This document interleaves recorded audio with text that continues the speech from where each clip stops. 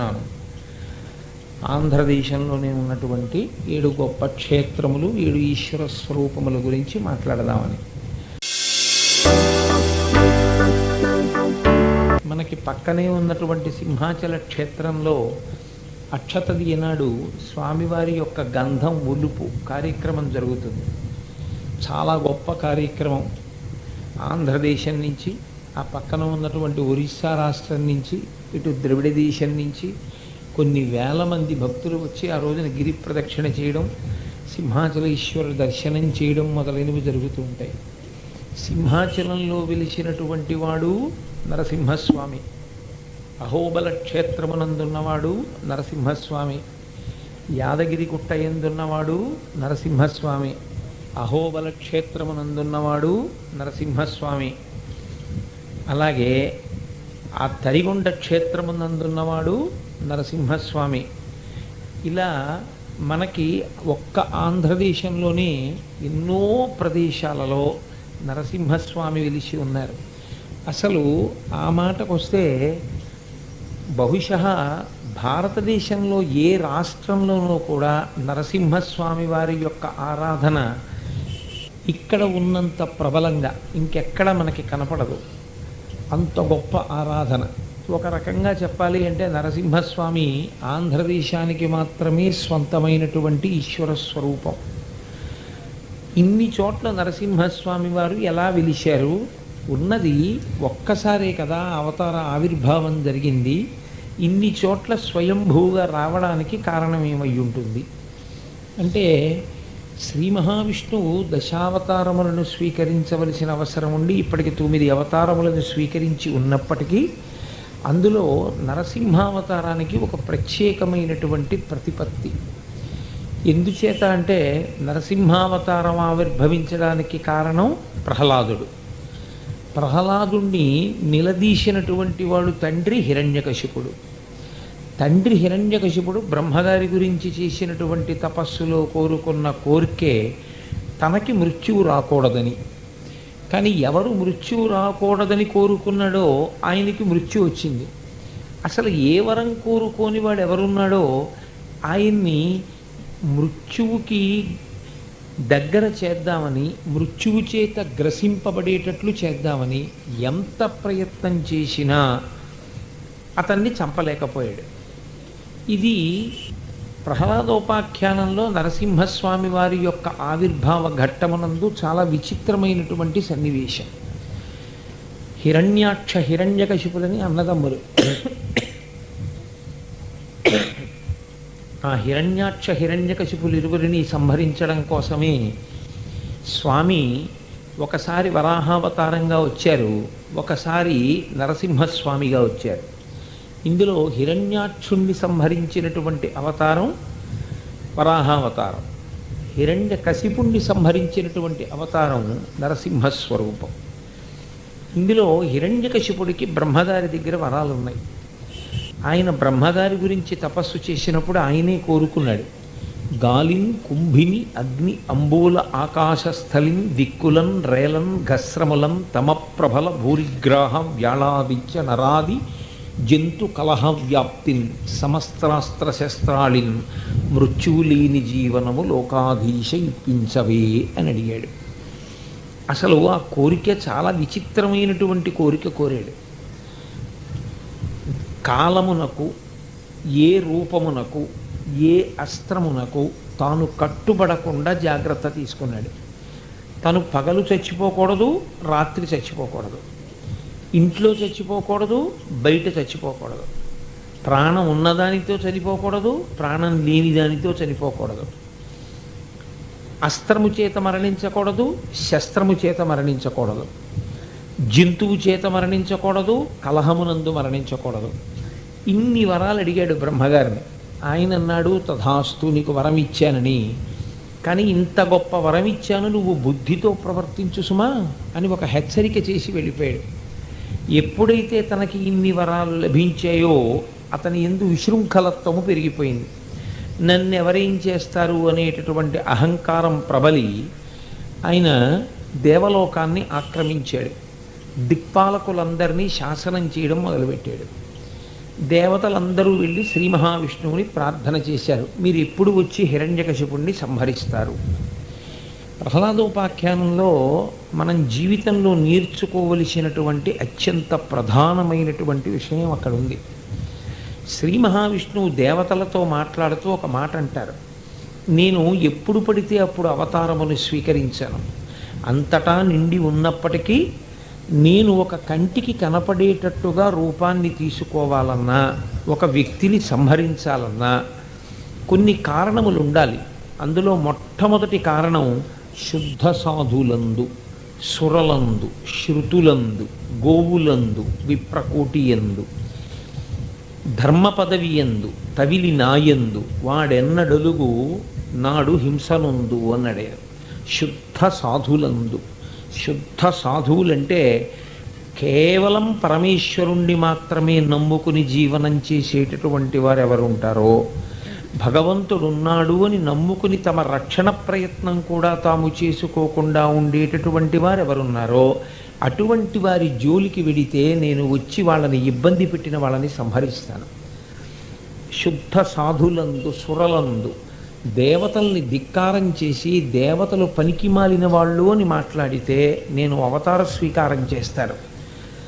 శృతులందు, వేదము యొక్క ప్రమాణమును ధిక్కరించిన, వేదము చెప్పినట్టు బ్రతకడం అనే అలవాటు తప్పిపోయినా నేను అవతారం తీసుకుని సంహారం చేస్తాను. శృతులందు, శుద్ధ సాధులందు, శురలందు, శృతులందు, విప్రకోటియందు, వేదం చదువుకుని పవిత్రమైనటువంటి జీవనం గడిపేటటువంటి బ్రాహ్మణుల జోలికొచ్చినా నేను ఊరుకోను. గోవులందు, ఆవుల జోలికి వెళ్ళినా నేను ఒప్పుకోను. గోవధ ఎక్కడ జరుగుతుందో అక్కడ నేను కోపం పొందుతాను. కాబట్టి గోవు సంహారం పొందినటువంటి చోట నేను అటువంటి వ్యక్తుల్ని సంహరిస్తాను. గోవులందు, విప్రకోటియందు, ధర్మ పదవియందు, ధర్మాన్ని నాశనం చేసే ప్రయత్నం చేసిన తవిలి నాయందు, అంటే చిట్ట చివర శ్రీమన్నారాయణుణ్ణి ధిక్కరించేటటువంటి స్థితికి వెళ్ళిన అటువంటి వాడు హింస ఉందు, చిట్ట చివర నా చేతిలో అతను మరణిస్తాడు. కాబట్టి అతను ఏదో ఒక తప్పు చెయ్యాలి, అది భయంకరమైన తప్పు అయి ఉండాలి. ఇటువంటి తప్పు ఏదైనా చేస్తేనే నేను వచ్చి సంహరిస్తాను. కాబట్టి మనం నరసింహస్వామి వారిని స్తోత్రం చేసేటప్పుడు, నరసింహస్వామి వారి యొక్క వైభవాన్ని వినేటప్పుడు మొట్టమొదట తెలుసుకోవలసింది ఏది అంటే జీవితంలో ఎన్నడూ ఈ పొరపాట్లు చెయ్యకూడదు. కేవలము భగవంతుణ్ణి నమ్ముకున్న వాడికి మనం ఉపకారం చేస్తే మంచిదే, ఈశ్వరుడు సంతోషిస్తాడు. ఉపకారం చెయ్యకపోతే వదిలిపెట్టేయండి.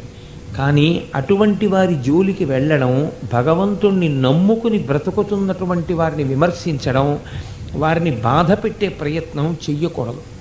అలాగే దేవతాధిక్కారం చెయ్యకూడదు, వేదధిక్కారం చెయ్యకూడదు, గోవుల్ని సంహరించకూడదు, గోవుల్ని బాధ పెట్టకూడదు. వేదం చదువుకుని పవిత్రమైన జీవనంలో ఉన్నటువంటి బ్రాహ్మణుల్ని ఖేద పెట్టకూడదు. అటువంటి పనులు చేస్తే నిష్కారణంగా ఈశ్వరుని యొక్క ఆగ్రహమునకు మనం గురవుతాం. కాబట్టి ఇటువంటి పనులు చెయ్యకుండా ఉండాలి, మొట్టమొదట నేర్చుకోవాలి. నరసింహస్వామి వారి యొక్క ఆవిర్భావమునందు ఇంకొక పెద్ద చమత్కారం ఉంది. అసలు నరసింహస్వామి వారి యొక్క ఆవిర్భావానికి కారణమైనటువంటి వాడు ప్రహ్లాదుడు. ఆ ప్రహ్లాదుడు హిరణ్యకశిపుని యొక్క కుమారుడు. ఆ హిరణ్యకశిపుడు రాక్షసుడు. రాక్షసుని యొక్క కుమారుడైన హిరణ్యకశిపుడికి అసలు అంత భక్తి ఎక్కడి నుంచి వచ్చింది? అంత భక్తి రావడానికి తండ్రికి భక్తి లేదు. ఇంతటి కారణజన్ముడు, ఇంతటి మహానుభావుడు ఒక రాక్షస వంశంలో హిరణ్యకశిపుడి యొక్క కడుపున ఎలా పుట్టాడు అంటే దానికి భాగవతంలో ఒక కారణం చెప్తారు. హిరణ్యకశిపుని భార్య అయిన లీలావతీదేవి గర్భంతో ఉండగా హిరణ్యకశిపుడు తపస్సు చేసుకోవడానికి వెళ్ళాడు.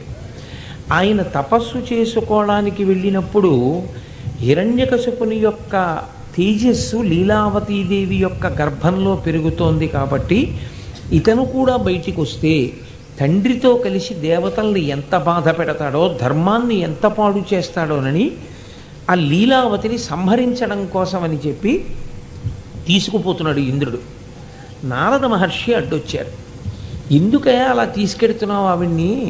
మహాపతివ్రత, భర్త ఇంట్లో లేనప్పుడు, ఆయన తపస్సు చేస్తున్నప్పుడు నీ వంటి వాడు అలా పరస్త్రీని అపహరించవచ్చా అని అడిగాడు. మహానుభావ, నేను ఆమె జోలికి వెళ్ళాలనుకోవట్లేదు, నేను ఆమెని సంహరించడానికి తీసుకెడుతున్నాను అనుకుంటున్నారు, నేను ఆమెని చంపను. ఆమె కడుపులో హిరణ్యకశిపుని యొక్క సంతానము పెరుగుతోంది. ఇప్పుడు వాడు బయటికి వస్తే మళ్ళీ ఒక హిరణ్యకశిపుడితోనే పడలేకపోతున్నాం, ఇంకా మిగిలి ఇంకొక హిరణ్యకశిపుడు బయలుదేరుతాడు. అందుకని ఆ పిల్లవాడు పుట్టి పుట్టగానే చంపేసి ఆవిడ్ని మళ్ళీ తీసుకొచ్చి అంతఃపురంలో విడిచిపెట్టేస్తాడు. అంటే నారద మహర్షి అన్నారు, నీకు తెలియదు, ఈమె కడుపులో పెరుగుతున్నటువంటి పిల్లవాడు మహాభక్తుడు, అతను ఎవ్వరి చేత చెనకపడడు, మృత్యువు అతని జోలికి వెళ్ళలేదు, అంతటి శ్రీమన్నారాయణ భక్తుడైనటువంటి వాడు ఆమె గర్భమునందు పెరుగుతున్నాడు, కాబట్టి ఆమెను విడిచిపెట్టు నా ఆశ్రమానికి తీసుకెడతానన్నాడు. అంతటి మహాభక్తుడు ఆమె కడుపులో ఉంటే నేనెందుకు ఆమె గర్భాన్ని చెనకడం, తప్పకుండా తీసుకెళ్ళండి అన్నాడు. నారద మహర్షి లీలావతీదేవిని తీసుకెళ్ళారు. ఒక ఆశ్రమానికి వెళితే ఏముంటుంది నారద మహర్షి వంటి వారి దగ్గర? ఆయన భగవత్తత్వాన్ని బోధ చేస్తారు, వేదాంతాన్ని చెప్తారు. కాబట్టి కూర్చోబెట్టి లీలావతీదేవికి రోజు వేదాంతం చెప్పారు. ఇక్కడ మీరు జాగ్రత్తగా గమనించాలి. అసలు నారద మహర్షి వేదాంతాన్ని చెప్తుండగా, భక్తి గురించి బోధ చేస్తుండగా విన్నదెవరు? విన్నది లీలావతీదేవి విన్నది లీలావతీదేవి అయినా తీరా హిరణ్యకశిపుడు తిరిగి వచ్చిన తరువాత, ప్రహ్లాదుడు పుట్టిన తరువాత ఆవిడ అంతా మర్చిపోయింది. ఆవిడకి ఒక్క ముక్క జ్ఞాపకం లేదు. ఆవిడ అంతఃపురంలో సంతోషంగా కాలం గడిపేసింది. కానీ అసలు ఎదురుగుండా కూర్చుని వినని పిల్లవాడు ఎవరున్నాడో ఆ లీలావతీదేవి కడుపులో, ఆ పిల్లవాడికి వేదాంతం బాగా వంటబట్టింది. నేను మా అమ్మ కడుపులో ఉండగా విన్నాను ఈ వేదాంతం అంతా అని మిగిలిన పిల్లలతో చెప్పాడు, రాక్షస కుమారులతో ప్రహ్లాదుడు. చెప్తే వాళ్ళు అన్నారు, అసలు ఈ వేదాంతం నారద మహర్షి చెప్పింది మీ అమ్మగారికి, మీ అమ్మగారు మర్చిపోయారు, నువ్వేమో అమ్మ కడుపులో ఉన్నావు, నువ్వు విన్నానంటున్నావు. అసలు ఎదురుగుండా కూర్చుని విన్న మీ అమ్మగారు మరిచిపోవడం ఏమిటి? అమ్మ కడుపులో ఉండి విన్న నీకు ఇంత బాగా జ్ఞాపకం ఉండడం ఏమిటి? అలా ఆవిడికి మరుపు రావడానికి, నీకు జ్ఞాపకం ఉండడానికి కారణం ఏమిటి అని అడిగారు. ఇది మీరు కొంచెం జాగ్రత్తగా జ్ఞాపకం పెట్టుకోవలసినటువంటి రహస్యం. కొంతమందికి బాల్యం నుండి భక్తి అలవాటు అవుతుంది. కాబట్టి ఆపన కానీ మళ్ళీ అది వచ్చిన తర్వాత మళ్ళీ చెప్తాను. బాల్యమునందు భక్తి రావడానికి, వృద్ధాప్యం వచ్చేసినా సరే భక్తి నిలబడకపోవడానికి ఒక ప్రధానమైనటువంటి కారణం ఒకటి ఉంటుంది. ఏమిటా కారణం అంటే, కేవలం వ్యక్తి బయటికి వచ్చిన తరువాత వినడం కాదు, అమ్మ కడుపులో ఉండగా అమ్మ విన్నా కూడా భగవత్ సంబంధమైనటువంటి విషయాన్ని గర్భస్థమైనటువంటి పిండము 5వ నెల దాటిన తర్వాత భగవత్ సంబంధమైన విషయాన్ని వింటుంది. అది కడుపులో ఉన్నటువంటి పిల్లవాడు వినడం చేత వాడు గత జన్మలలో చేసుకున్న పాపములు తొలగి అమ్మ కడుపులో ఉండగానే భగవత్ సంబంధమైన విషయాన్ని విన్నాడు కాబట్టి గొప్ప తేజస్సు కలిగినటువంటి వ్యక్తి జన్మిస్తాడు. అందుకే మన వాళ్ళు ఏం చెప్తూ ఉంటారంటే, గర్భిణి అయినటువంటి స్త్రీ 5వ నెల దాటిపోయిన తరువాత తప్పకుండా భగవత్ సంబంధమైనటువంటి విషయాల్ని వింటూ ఉండాలి, ప్రశాంతమైనటువంటి మనస్సు కలిగి ఉండాలి అని చెప్తారు. ఎందుకని అంటే, వాళ్ళు ఎంత పవిత్రమైనటువంటి జీవితాన్ని, ఎంత ప్రశాంతమైన జీవితాన్ని, భగవత్ సంబంధమైన విషయాన్ని వాళ్ళు ఎంత వింటారో వాళ్ళ కడుపులో ఉండేటటువంటి బిడ్డడు అంతటి తేజోవంతుడవుతాడు. నేను నిన్ననే ఒక చోట ఒక విషయం చదివాను. ఒక ఆవిడికి 7వ నెలలోనే పిల్లవాడు జన్మించేస్తాడు, ఇంకా పూర్తిగా ఎదగనటువంటి పిల్లవాడు జన్మిస్తున్నాడు కాబట్టి అమ్మ కడుపులో ఎటువంటి అమరిక ఉంటుందో అటువంటి అమరిక ఉన్నటువంటి ఏర్పాటులో ఆ పిల్లవాడిని పెంచితే తప్ప బ్రతకడు అని డాక్టర్లు చెప్పినటువంటి విషయంలో ఆ స్త్రీ ప్రతిరోజు రామాయణాన్ని పారాయణ చేసుకుంటూ, ప్రతిరోజు గోవుకి ప్రదక్షిణం చేసి, ఆవు పాలు మాత్రమే తాగి ఆవిడ 9 నెలలు నిండిన తరువాత మహాతేజోవంతుడైనటువంటి బిడ్డన్ని కంది. మనకి శాస్త్రాలు అనవసరపు మాటలు చెప్పాయి, అవన్నీ ఏవో పురాణ కథలు, ఏవో ఎప్పటివో మాటలని మీరు అనుకోకండి. అవి మన నిత్య జీవితంలో గమనించవలసినటువంటి రహస్యములు. అందుకే ప్రహ్లాదుణ్ణి రాక్షస కుమారులు అడిగారు, నీకు ఎలా జ్ఞాపకం ఉంది, మీ అమ్మగారు ఎందుకు మరిచిపోయారు అంటే, ప్రహ్లాదుడు ఒక పెద్ద రహస్యం ఒకటి చెప్పాడు ఆ పిల్లలతో. వెల్లిగొన నాటి నుండి ఉల్లంబున మరపు పుట్టదొక నాడైనన్. నేను ఏ రోజున నారద మహర్షి దగ్గర మా అమ్మ కడుపులో ఉండగా విన్నానో ఆనాటి నుంచి ఈనాటి వరకు నాకు గురువుగారు చెప్పినటువంటి ఒక్క మాట కూడా జ్ఞాపకము లేకుండా మరిచిపోవడం అన్నది లేదు. శోభిల్లడు మునిమతమంతయు. నాకు ఇదంతా ఎందువల్ల జరిగిందో తెలుసా? 2 కారణముల చేత జరిగింది. ఒకటి, గురువుగారి యొక్క అనుగ్రహం నా మీద ఉంది. కడుపులో ఉన్నటువంటి పిల్లవాడు చాలా గొప్ప పిల్లవాడు అవుతాడు అని నారదుడు కూర్చోపెట్టి చెప్పాడు. మా అమ్మగారు దాన్ని వినేటప్పుడు పెద్ద శ్రద్ధగా వినలేదు. అందుకే మా అమ్మగారు వెంటనే మరిచిపోయారు. నేను అలా కాదు, నా అదృష్టం నారద మహర్షి యొక్క మాటలు అమ్మ కడుపులో ఉండగా వింటున్నాను అని బహుశ్రద్ధగా విన్నాను. వినడంతో పాటుగా నాకు గురువుగారి యొక్క అనుగ్రహం ఉంది. నారద మహర్షి నాకు అర్థం అవ్వాలని చెప్పారు. అందుకే వెల్లిగున నాటి నుండి ఉల్లంబున మరపు పుట్టదొకనాడైనన్. నాకు మరపు పుట్టకపోవడానికి కారణం నారద మహర్షి యొక్క అనుగ్రహం. రెండవది, భగవంతుని యొక్క అనుగ్రహం. అందుకే వేదాంత శ్రవణం చేసేటటువంటి వాళ్ళైనా, లేకపోతే ఏదైనా ఒక విద్య నేర్చుకోవాలి అనుకున్న వాళ్ళైనా, వాళ్ళ చదువులో బాగా రాణించేది ఇప్పుడు, ఆ చదువు విస్మృతి పొందకుండా వాళ్ళు చదువుకున్న చదువు బాగా బుద్ధి యందు జ్ఞాపకం ఉండిపోయేది ఎప్పుడు అంటే, గురువుగారి యొక్క అనుగ్రహము ఉన్ననాడే. గురువుగారిని స్మరించి, గురువుగారి పాదములకు నమస్కరించి, గురువుగారి అనుగ్రహంతోనే నేను జీవిస్తున్నాను అనేటటువంటి గురితో ఎవరు బ్రతుకుతారో అటువంటి వారు చదువుకున్నటువంటి చదువు విస్మృతి పొందదు, వాళ్ళు మరిచిపోరు, వాళ్ళకి జ్ఞాపకం ఉంటుంది. గురువు యొక్క అనుగ్రహము లేని చదువు క్రమంగా విస్మృతిలోకి వెళ్ళిపోతుంది.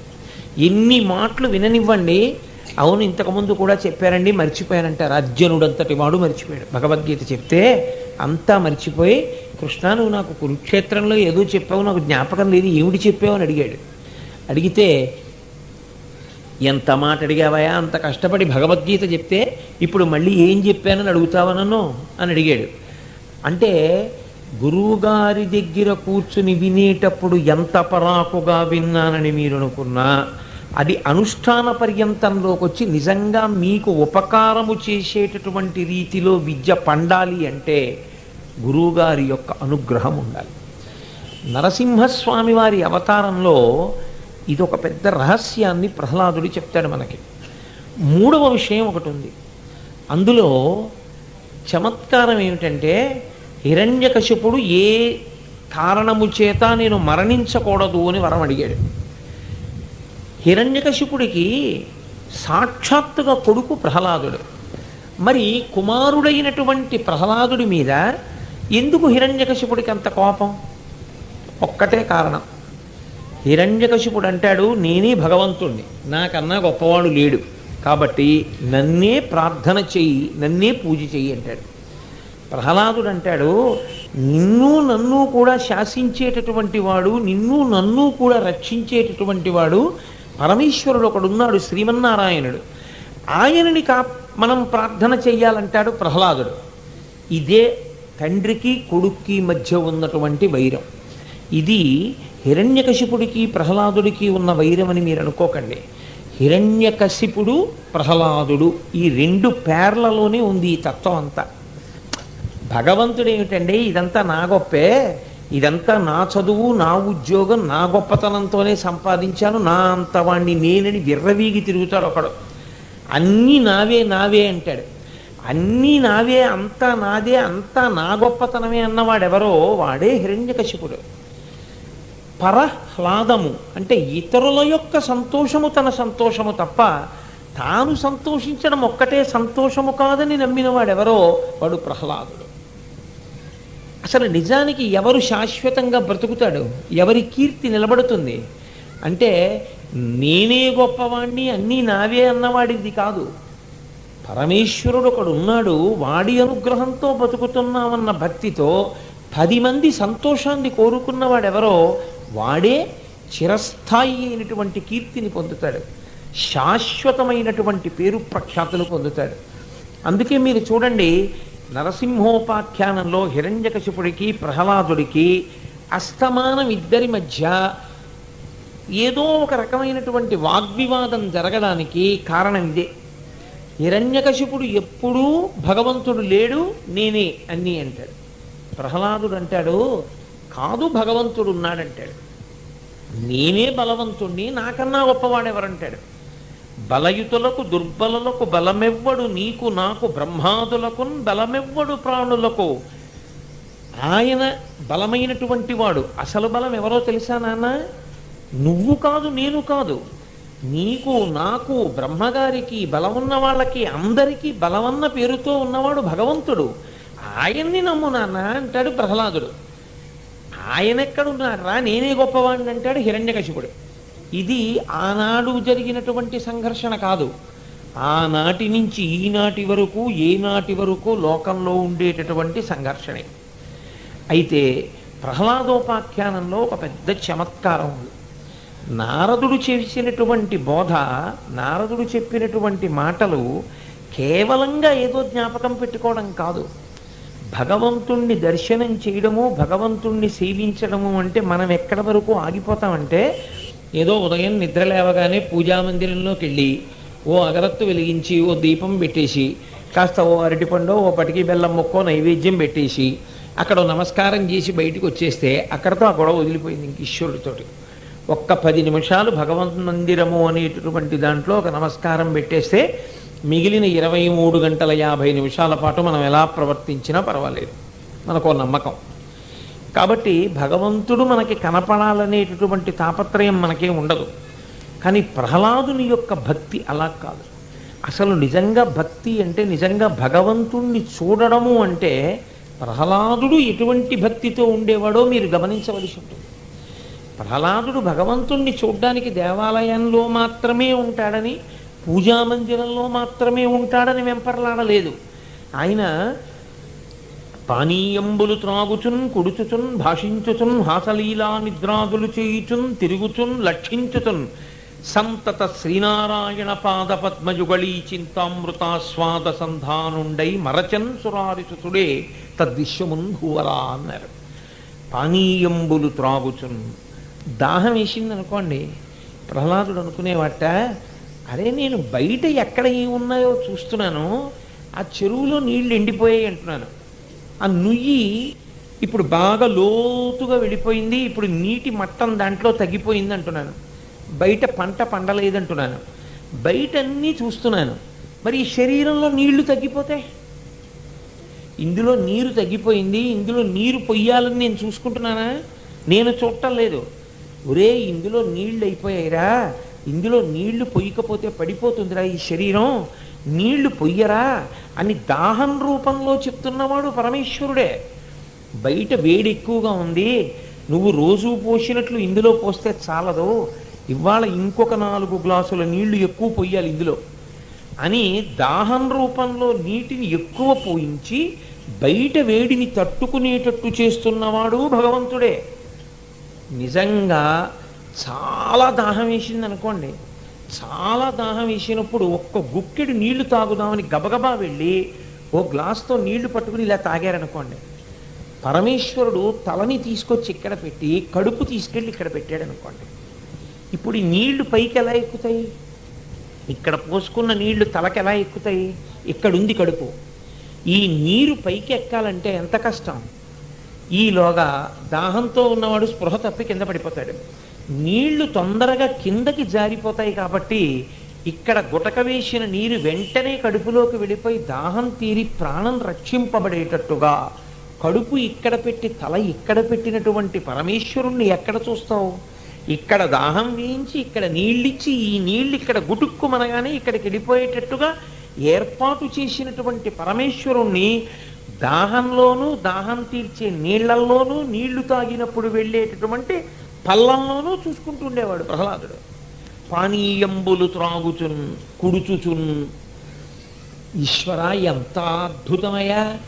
ఒక్క వరిగింజ పట్టుకెళ్ళి నేలలో పెట్టామా, అదో పెద్ద కంకయిందా, అందులోంచి నీ గింజలు వచ్చాయా, ఆ గింజలు దులిపితే బియ్యం వచ్చాయా, ఆ బియ్యం నీళ్లలో పోసి అగ్నిహోత్రం మీద పెడితే అన్ని గింజలు ఒక్కసారి ఉడికి మెత్తటి అన్నం తయారైందా, ఆ అన్నంలోకి మళ్ళీ కాస్త ఉప్పు కారం వేసి ఓ కూర వండి కలుపుకొని తింటే ఇంత రుచా, అది శరీరంలోకి వెళ్ళి ఇంత శక్తినివ్వడమా. అగ్నిహోత్రం నువ్వు, పంట ఇచ్చినవాడివి నువ్వు, పంట వేసినప్పుడు పెరగడానికి ఆధారమైన భూమి నువ్వు. ఒక అంగుళం భూమి నువ్వు పెంచగలవా, ఒక అంగుళం భూమి నువ్వు తగ్గించగలవా, ఒక్క బొట్టు నీరు నువ్వు సృష్టించగలవా, ఈశ్వరుడు నీరు లేకుండా చేస్తే బ్రతకగలవా? అంతవరకెందుకు? వాయువు కూడా నీరు అక్కడక్కడ ప్రవహించినట్టే గాలి కూడా అక్కడక్కడ దొరుకుతూ ఉంటుందని ఈశ్వరుడు శాసనం చేశాడు అనుకోండి. మీరు నేను ఎలా ఒకే చోట ఉండగలుగుతాం? అలా ఒకే చోట ఉండడం కుదరదు. గాలి ఎక్కడ ఉంటుందో అక్కడికే వెళ్ళి ఉంటూ ఉండాలి. కానీ గాలి అంతటా ఏ విధమైనటువంటి ఉపద్రవం రాకుండా హాయిగా సంతోషంగా జీవితం గడపగలుగుతున్నాం. ఇది పరమేశ్వరుడు అనుగ్రహం కాదు. ఎక్కడో గోదావరి నది ఉన్నట్టే గాలి కూడా బలానా చోటే ఉంటుందండి అన్నారు అనుకోండి, మీరు వేట్లపాలెంలో ఉంటారా, నేను కాకినాడలోనే ఉంటానా? ఎవరం ఉండం. గాలి లేకుండా ఏం బతుకుతాం? అందరం గాలి ఎక్కడ ఉంటుందో అక్కడికే వెళ్ళాలి. కానీ మన అందరం ఎక్కడెక్కడికి వెళ్ళిపోయినా అక్కడెక్కడికి గాలి వచ్చేట్టు చేశాడు ఆయన. బతుకులు ఎక్కడున్నాయి? భగవంతుడికి నమస్కారం చెయ్యడానికి ఆయన చేసిన ఈ ఉపకారం నువ్వు స్మరిస్తే సరిపోదా? భగవంతుడు ఆ గాలి రూపంలో అంతటా ఉండి నిన్ను రక్షిస్తున్నటువంటి స్థితిలో నీకు కనపట్టలేదా? పానీయంబులు తాగుచున్ కొడుచుచున్ భాషించుచున్ హాసలీలా నిద్రాదులు చేయుచున్ తిరుగుచున్ లక్షించుచున్, కదులుతున్నా చూస్తున్నా నడుస్తున్నా ఏం చేస్తున్నా ఆయనకి పరమేశ్వరుడే జ్ఞాపకం వస్తుండేవాడు. ఎప్పుడూ భగవంతుణ్ణి చూస్తూ ఉండడం వల్ల ఆయన విశ్వాన్ని మర్చిపోయాడు. మనం భగవంతుణ్ణి మర్చిపోయి విశ్వాన్నంతటినీ చూస్తాం. ఈ నీళ్లు నేను తెచ్చుకున్నాను, ఈ దాహం నాకేసింది, ఈ అన్నం నేను వండుకున్నాను. ఆయన అన్నిటా ఈశ్వరుణ్ణి చూస్తే మనం అన్నిటా కేవలముగా లౌకికమైనటువంటి భోగోపకరణాన్ని మాత్రమే మనం చూడగలం. ఇలా ఎవరు చూస్తాడో వాడు హిరణ్యకశిపుడు. అలా అన్నింట్లోనూ భగవంతుణ్ణి ఎవరు చూస్తాడో వాడే ప్రహ్లాదుడు. కాబట్టి ప్రహ్లాదుడు అంటే ఎప్పుడో ఒక్కప్పుడే ఉన్నవాడని మీరు అనుకోకండి. అంతటా భగవంతుణ్ణి చూడగలిగిన ప్రతివాడు ప్రహ్లాదుడే. భగవంతుడేముందండి, అంతా నేనే అనేటటువంటి వాడు ఎవడున్నాడో వాడు ఎప్పుడూ హిరణ్యకశిపుడే. కాబట్టి వాళ్ళిద్దరి మధ్య వివాదం ఎప్పుడూ నడుస్తూనే ఉండేది. ఇలా నడవగా నడవగా నడవగా నడవగా ఆఖరికి చాలా కోపం వచ్చినాయి. సరే, ప్రహ్లాదోపాఖ్యానం మీకు తెలుసు. ఒక స్థాయిలో గద్దించి అడిగాడు. సరే, ఉన్నాడు ఉన్నాడని నువ్వు అంటున్నావు, లేడు లేడని నేను అంటున్నాను. ఉన్నాడని నువ్వు అంటున్నావు కదా, ఉన్నాడన్నవాడు ఎక్కడున్నాడో నాకు చెప్పు, నేను వాడిని సంహరిస్తాను, చంపేస్తాను పరమేశ్వరుణ్ణి. ఇది హిరణ్యకశిపుడి యొక్క ఉద్ధతి. ప్రహ్లాదుడు అన్నాడు, మళ్ళీ అదే తప్పు మాట అడుగుతున్నావు. ఎక్కడున్నాడంటే ఏమిటి? ఎక్కడ ఆయన లేని ప్రదేశం లేదు. ఇందుకలడందులేడని సందేహము వలదు చక్రి సర్వోపగతుండు, ఎందెందు వెదకి చూచినా అందందే కలడు ధనవగ్రని వింటే. ఇక్కడున్నాడా అక్కడున్నాడా అంటావు నాన్న? అసలు ఈశ్వరుడు లేని ప్రదేశము లేదు. ఆయన అంతటా లోపల బయట ఆయన నిండిపోయి ఉన్నాడు. నీకు చూడగలిగిన కన్నుంటే పరమేశ్వరుడు అంతటా ఉన్నాడు. ఈ మాట అంటే హిరణ్యకశిపుడికి కోపం వచ్చింది. కోపం వచ్చి ఆయన అన్నాడు, అంతటా ఉన్నాడంటున్నావు కదా, నేను ఏది చూపిస్తే అందులో ఈశ్వరుడు ఉంటాడా? నిస్సందేహంగా ఉంటాడన్నాడు. ఇప్పుడు మీరు చాలా జాగ్రత్తగా గమనించాలి. నరసింహోపాఖ్యానంలో వచ్చినటువంటి పెద్ద ఇబ్బంది ఏమిటో తెలుసా అండి? భగవంతుడికి ఇబ్బంది హిరణ్యకశిపుడి వైపు నుంచి రాలేదు. భగవంతుడికి ఇబ్బంది ప్రహ్లాదుడి వైపు నుంచి వచ్చింది. తనని నమ్ముకున్న భక్తుడు అంటున్నాడు, నాన్నగారండి మీరు ఏది చూపించి అందులో ఈశ్వరుడు ఉన్నాడా అని అడుగుతారో అక్కడంతా ఈశ్వరుడు ఉన్నాడంటున్నాడు. అయితే నేను ఇలా చూపుడు వేలు చూపించి దేని మీద ఆపుతానో అందులో ఈశ్వరుణ్ణి చూపించగలవా అని హిరణ్యకశిపుడు అంటున్నాడు. చూపించగలను అంటున్నాడు ప్రహ్లాదుడు. అంతటా ఉన్నాడు అంటున్నాడు. ఇప్పుడు ప్రహ్లాదుడు చెప్పినటువంటి మాట నిజం చెయ్యవలసినటువంటి బాధ్యత పరమేశ్వరుడి మీద ఉంది. ఎందుకని? ఇప్పుడు ఆయన రాలేదనుకోండి, భగవంతుడి మాటే భక్తుడి మాట వీగిపోయింది అనుకోండి, ఇంకా భగవంతుడు ఉన్నాడని నమ్మేవాళ్ళు ఎవరు? కాబట్టి ఇప్పుడు హిరణ్యకశిపుడి యొక్క చూపుడు వేలు ఎక్కడ ఆగిందో అక్కడి నుంచి భగవంతుడు రావాలి. అలా వచ్చేటప్పుడు ఒక చమత్కారం ఉంది. అలా ఆయన బయటికి వచ్చేటప్పుడు ఆయన ఏదో ఒక రూపంతో అలా బయటకు వచ్చేస్తే సరిపోదు. ఎందుకని? ఆయన వరాలు అడిగాడు. నేను ఇంట్లో చచ్చిపోకూడదు, వీధిలో చచ్చిపోకూడదు, జంతువు చేతిలో చచ్చిపోకూడదు, నరుడి చేతిలో చచ్చిపోకూడదు, బ్రతికున్న దాని చేతిలో చచ్చిపోకూడదు, చనిపోయిన దానిలో చేతిలో చచ్చిపోకూడదు, అస్త్రంతో చచ్చిపోకూడదు, శస్త్రంతో చచ్చిపోకూడదు, ఆకాశంలో చచ్చిపోకూడదు, భూమి మీద చచ్చిపోకూడదు. ఇన్ని వరాలు ఉన్నాయి. ఇన్ని వరాలకి మినహాయింపుతోటి అతను కోరని రూపం ఎలా ఉంటుందో ఆ రూపంతో అతని వేలు ఎక్కడాగితే అక్కడి నుంచి రావాలి. అతని వేలు ఎక్కడ ఆగుతుందో ఎలా తెలుసు హిరణ్యకశిపుడిది? ఇలా తిప్పి ఎక్కడైనా చూపించవచ్చు. అందుకని నరసింహావతారంలో ఒక పెద్ద చమత్కారం ఒకటి జరిగిపోయింది. ఎంత పెద్ద చమత్కారం జరిగిందంటే అసలు నిజానికి ఆవిర్భవించినటువంటి నరసింహస్వామి యొక్క అవతారం స్తంభంలోంచి రావడం కాదు, ఈ సమస్త జగత్తంతా కలిపి ఒక సింహం కింద మారిపోయింది. ఎందుకని అంటే హిరణ్యకశిపుని యొక్క వేలు ఎక్కడాగితే అక్కడి నుంచి బయటికి రావాలి. అందుకని హరి సర్వాకృతులంకలండనుచు ప్రహ్లాదుండు భాషింప సత్వరుడై ఎందును లేడు లేడనుచు దైత్యుండు తర్జింప శ్రీనరసింహాకృతి దాల్చనచ్యుతుడు నానాజంగమస్థావరోత్కర గర్భంబుల అన్ని దీశముల నుద్దండ ప్రభావంబునన్నారు. ఉన్నాడంటాడు కొడుకు, లేడంటాడు తండ్రి. ఇప్పుడు ఈ వేలు ఎక్కడాగుతుందో అక్కడి నుంచి బయటికొచ్చి భగవంతుడు ఉన్నాడన్న మాట నిజం చెయ్యడం కోసమని తనని నమ్ముకున్నటువంటి భక్తుడి మాట నిజం చెయ్యాలి. కాబట్టి హిరణ్యకశిపుడి వేలు ఎక్కడాగుతుందో తెలియదు. కాబట్టి జంగమ స్థావరములన్నిటా కూడా ఈ బ్రహ్మాండమంతా కలిపి ఒక పెద్ద నరసింహం కింద మారిపోయాడు ఆయన. హిరణ్యకశిపుడు ఒక స్తంభాన్ని చూపించి ఇందులో ఉన్నాడా అన్నాడు. ఉన్నాడు. ఆయన అరిచెయ్యి పెట్టి కొట్టాడు. కొట్టడం ఏమిటి? ఆ స్తంభంలోంచి ఒక పెద్ద కాంతి ఒకటి వచ్చింది. నిప్పు రవ్వలు పడుతుంటే ఎలా ఉంటుందో నిప్పు రవ్వలు పడ్డట్టుగా పడింది. ముందు విస్ఫుకణంబులు అన్నారు పోతన గారు.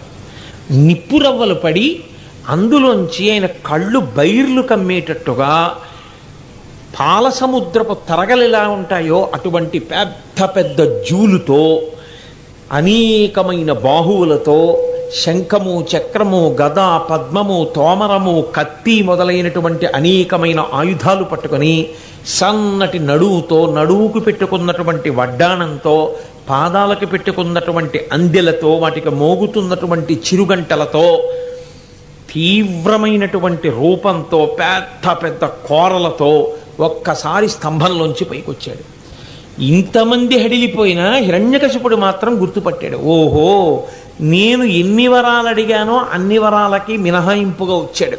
అందుకే చేతి గోళ్ళు అలా ఉన్నాయి, అవి వంకర్లు తిరిగి నాగటి చాలు ఎలా ఉంటుందో అలా ఉన్నాయి, కత్తుల్లా ఉన్నాయి. కాబట్టి ఇప్పుడు అవి బతికున్నవి కాదు, మరణించినవి కావు. బ్రతికున్నవి కాబట్టి పెరుగుతాయి, వాటికి కోసేస్తే ఏమీ బాధ ఉండదు కాబట్టి అవి మరణించిన వాటితో సమానం. కాబట్టి గోళ్లతోనే నన్ను చంపేస్తాడనమాట అని తిరగబడి అంత నరసింహావతారం మీద గదతో యుద్ధానికి మొదలయ్యాడు. నరసింహస్వామి విపరీతమైన కోపాన్ని పొందారు. అందుకే ఉగ్ర నరసింహుడు అంటారు. ఎంత కోపం వచ్చిందంటే ఆయనకు వచ్చిన కోపానికి కారణం ఏమిటో తెలుసా అండి? హిరణ్యకశిపుడు ప్రహ్లాదుణ్ణి బాధలు పెట్టడమే.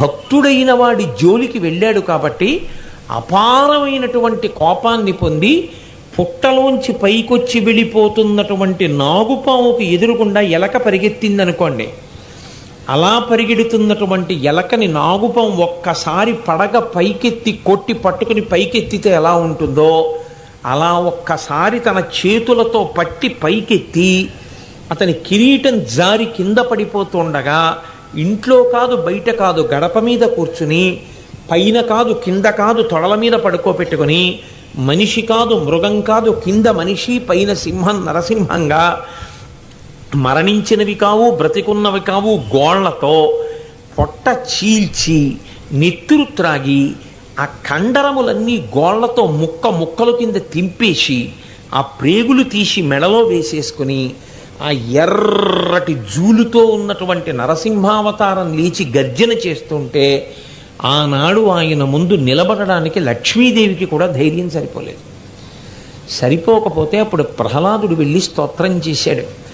అందరూ భయపడతారేమో కానీ నీ రూపాన్ని చూసి నాకేం భయం లేదు, ఇంతకన్నా భయంకరమైనది ఒకటి నాకు తెలుసు. నువ్వే పెద్ద భయంకరంగా ఉన్నాను అనుకుంటున్నావేమో, సంసారం నీకన్నా భయంకరంగా ఉంటుంది. అందుకని ఈశ్వరా నువ్వు సంసారము నుండి పైకెత్తేవాడివి కాబట్టి నువ్వంటే నాకు భయం ఎందుకన్నాడు.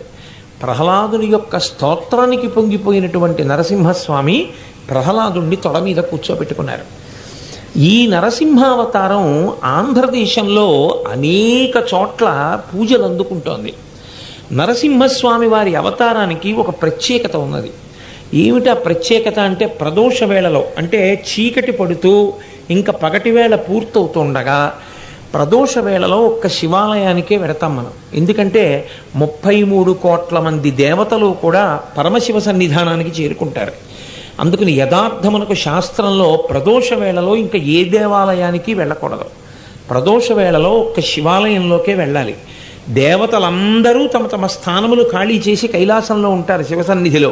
నేను అసుర సంధ్య వేళలో ఒక్క శివ సన్నిధానంలోనే దర్శనాలు.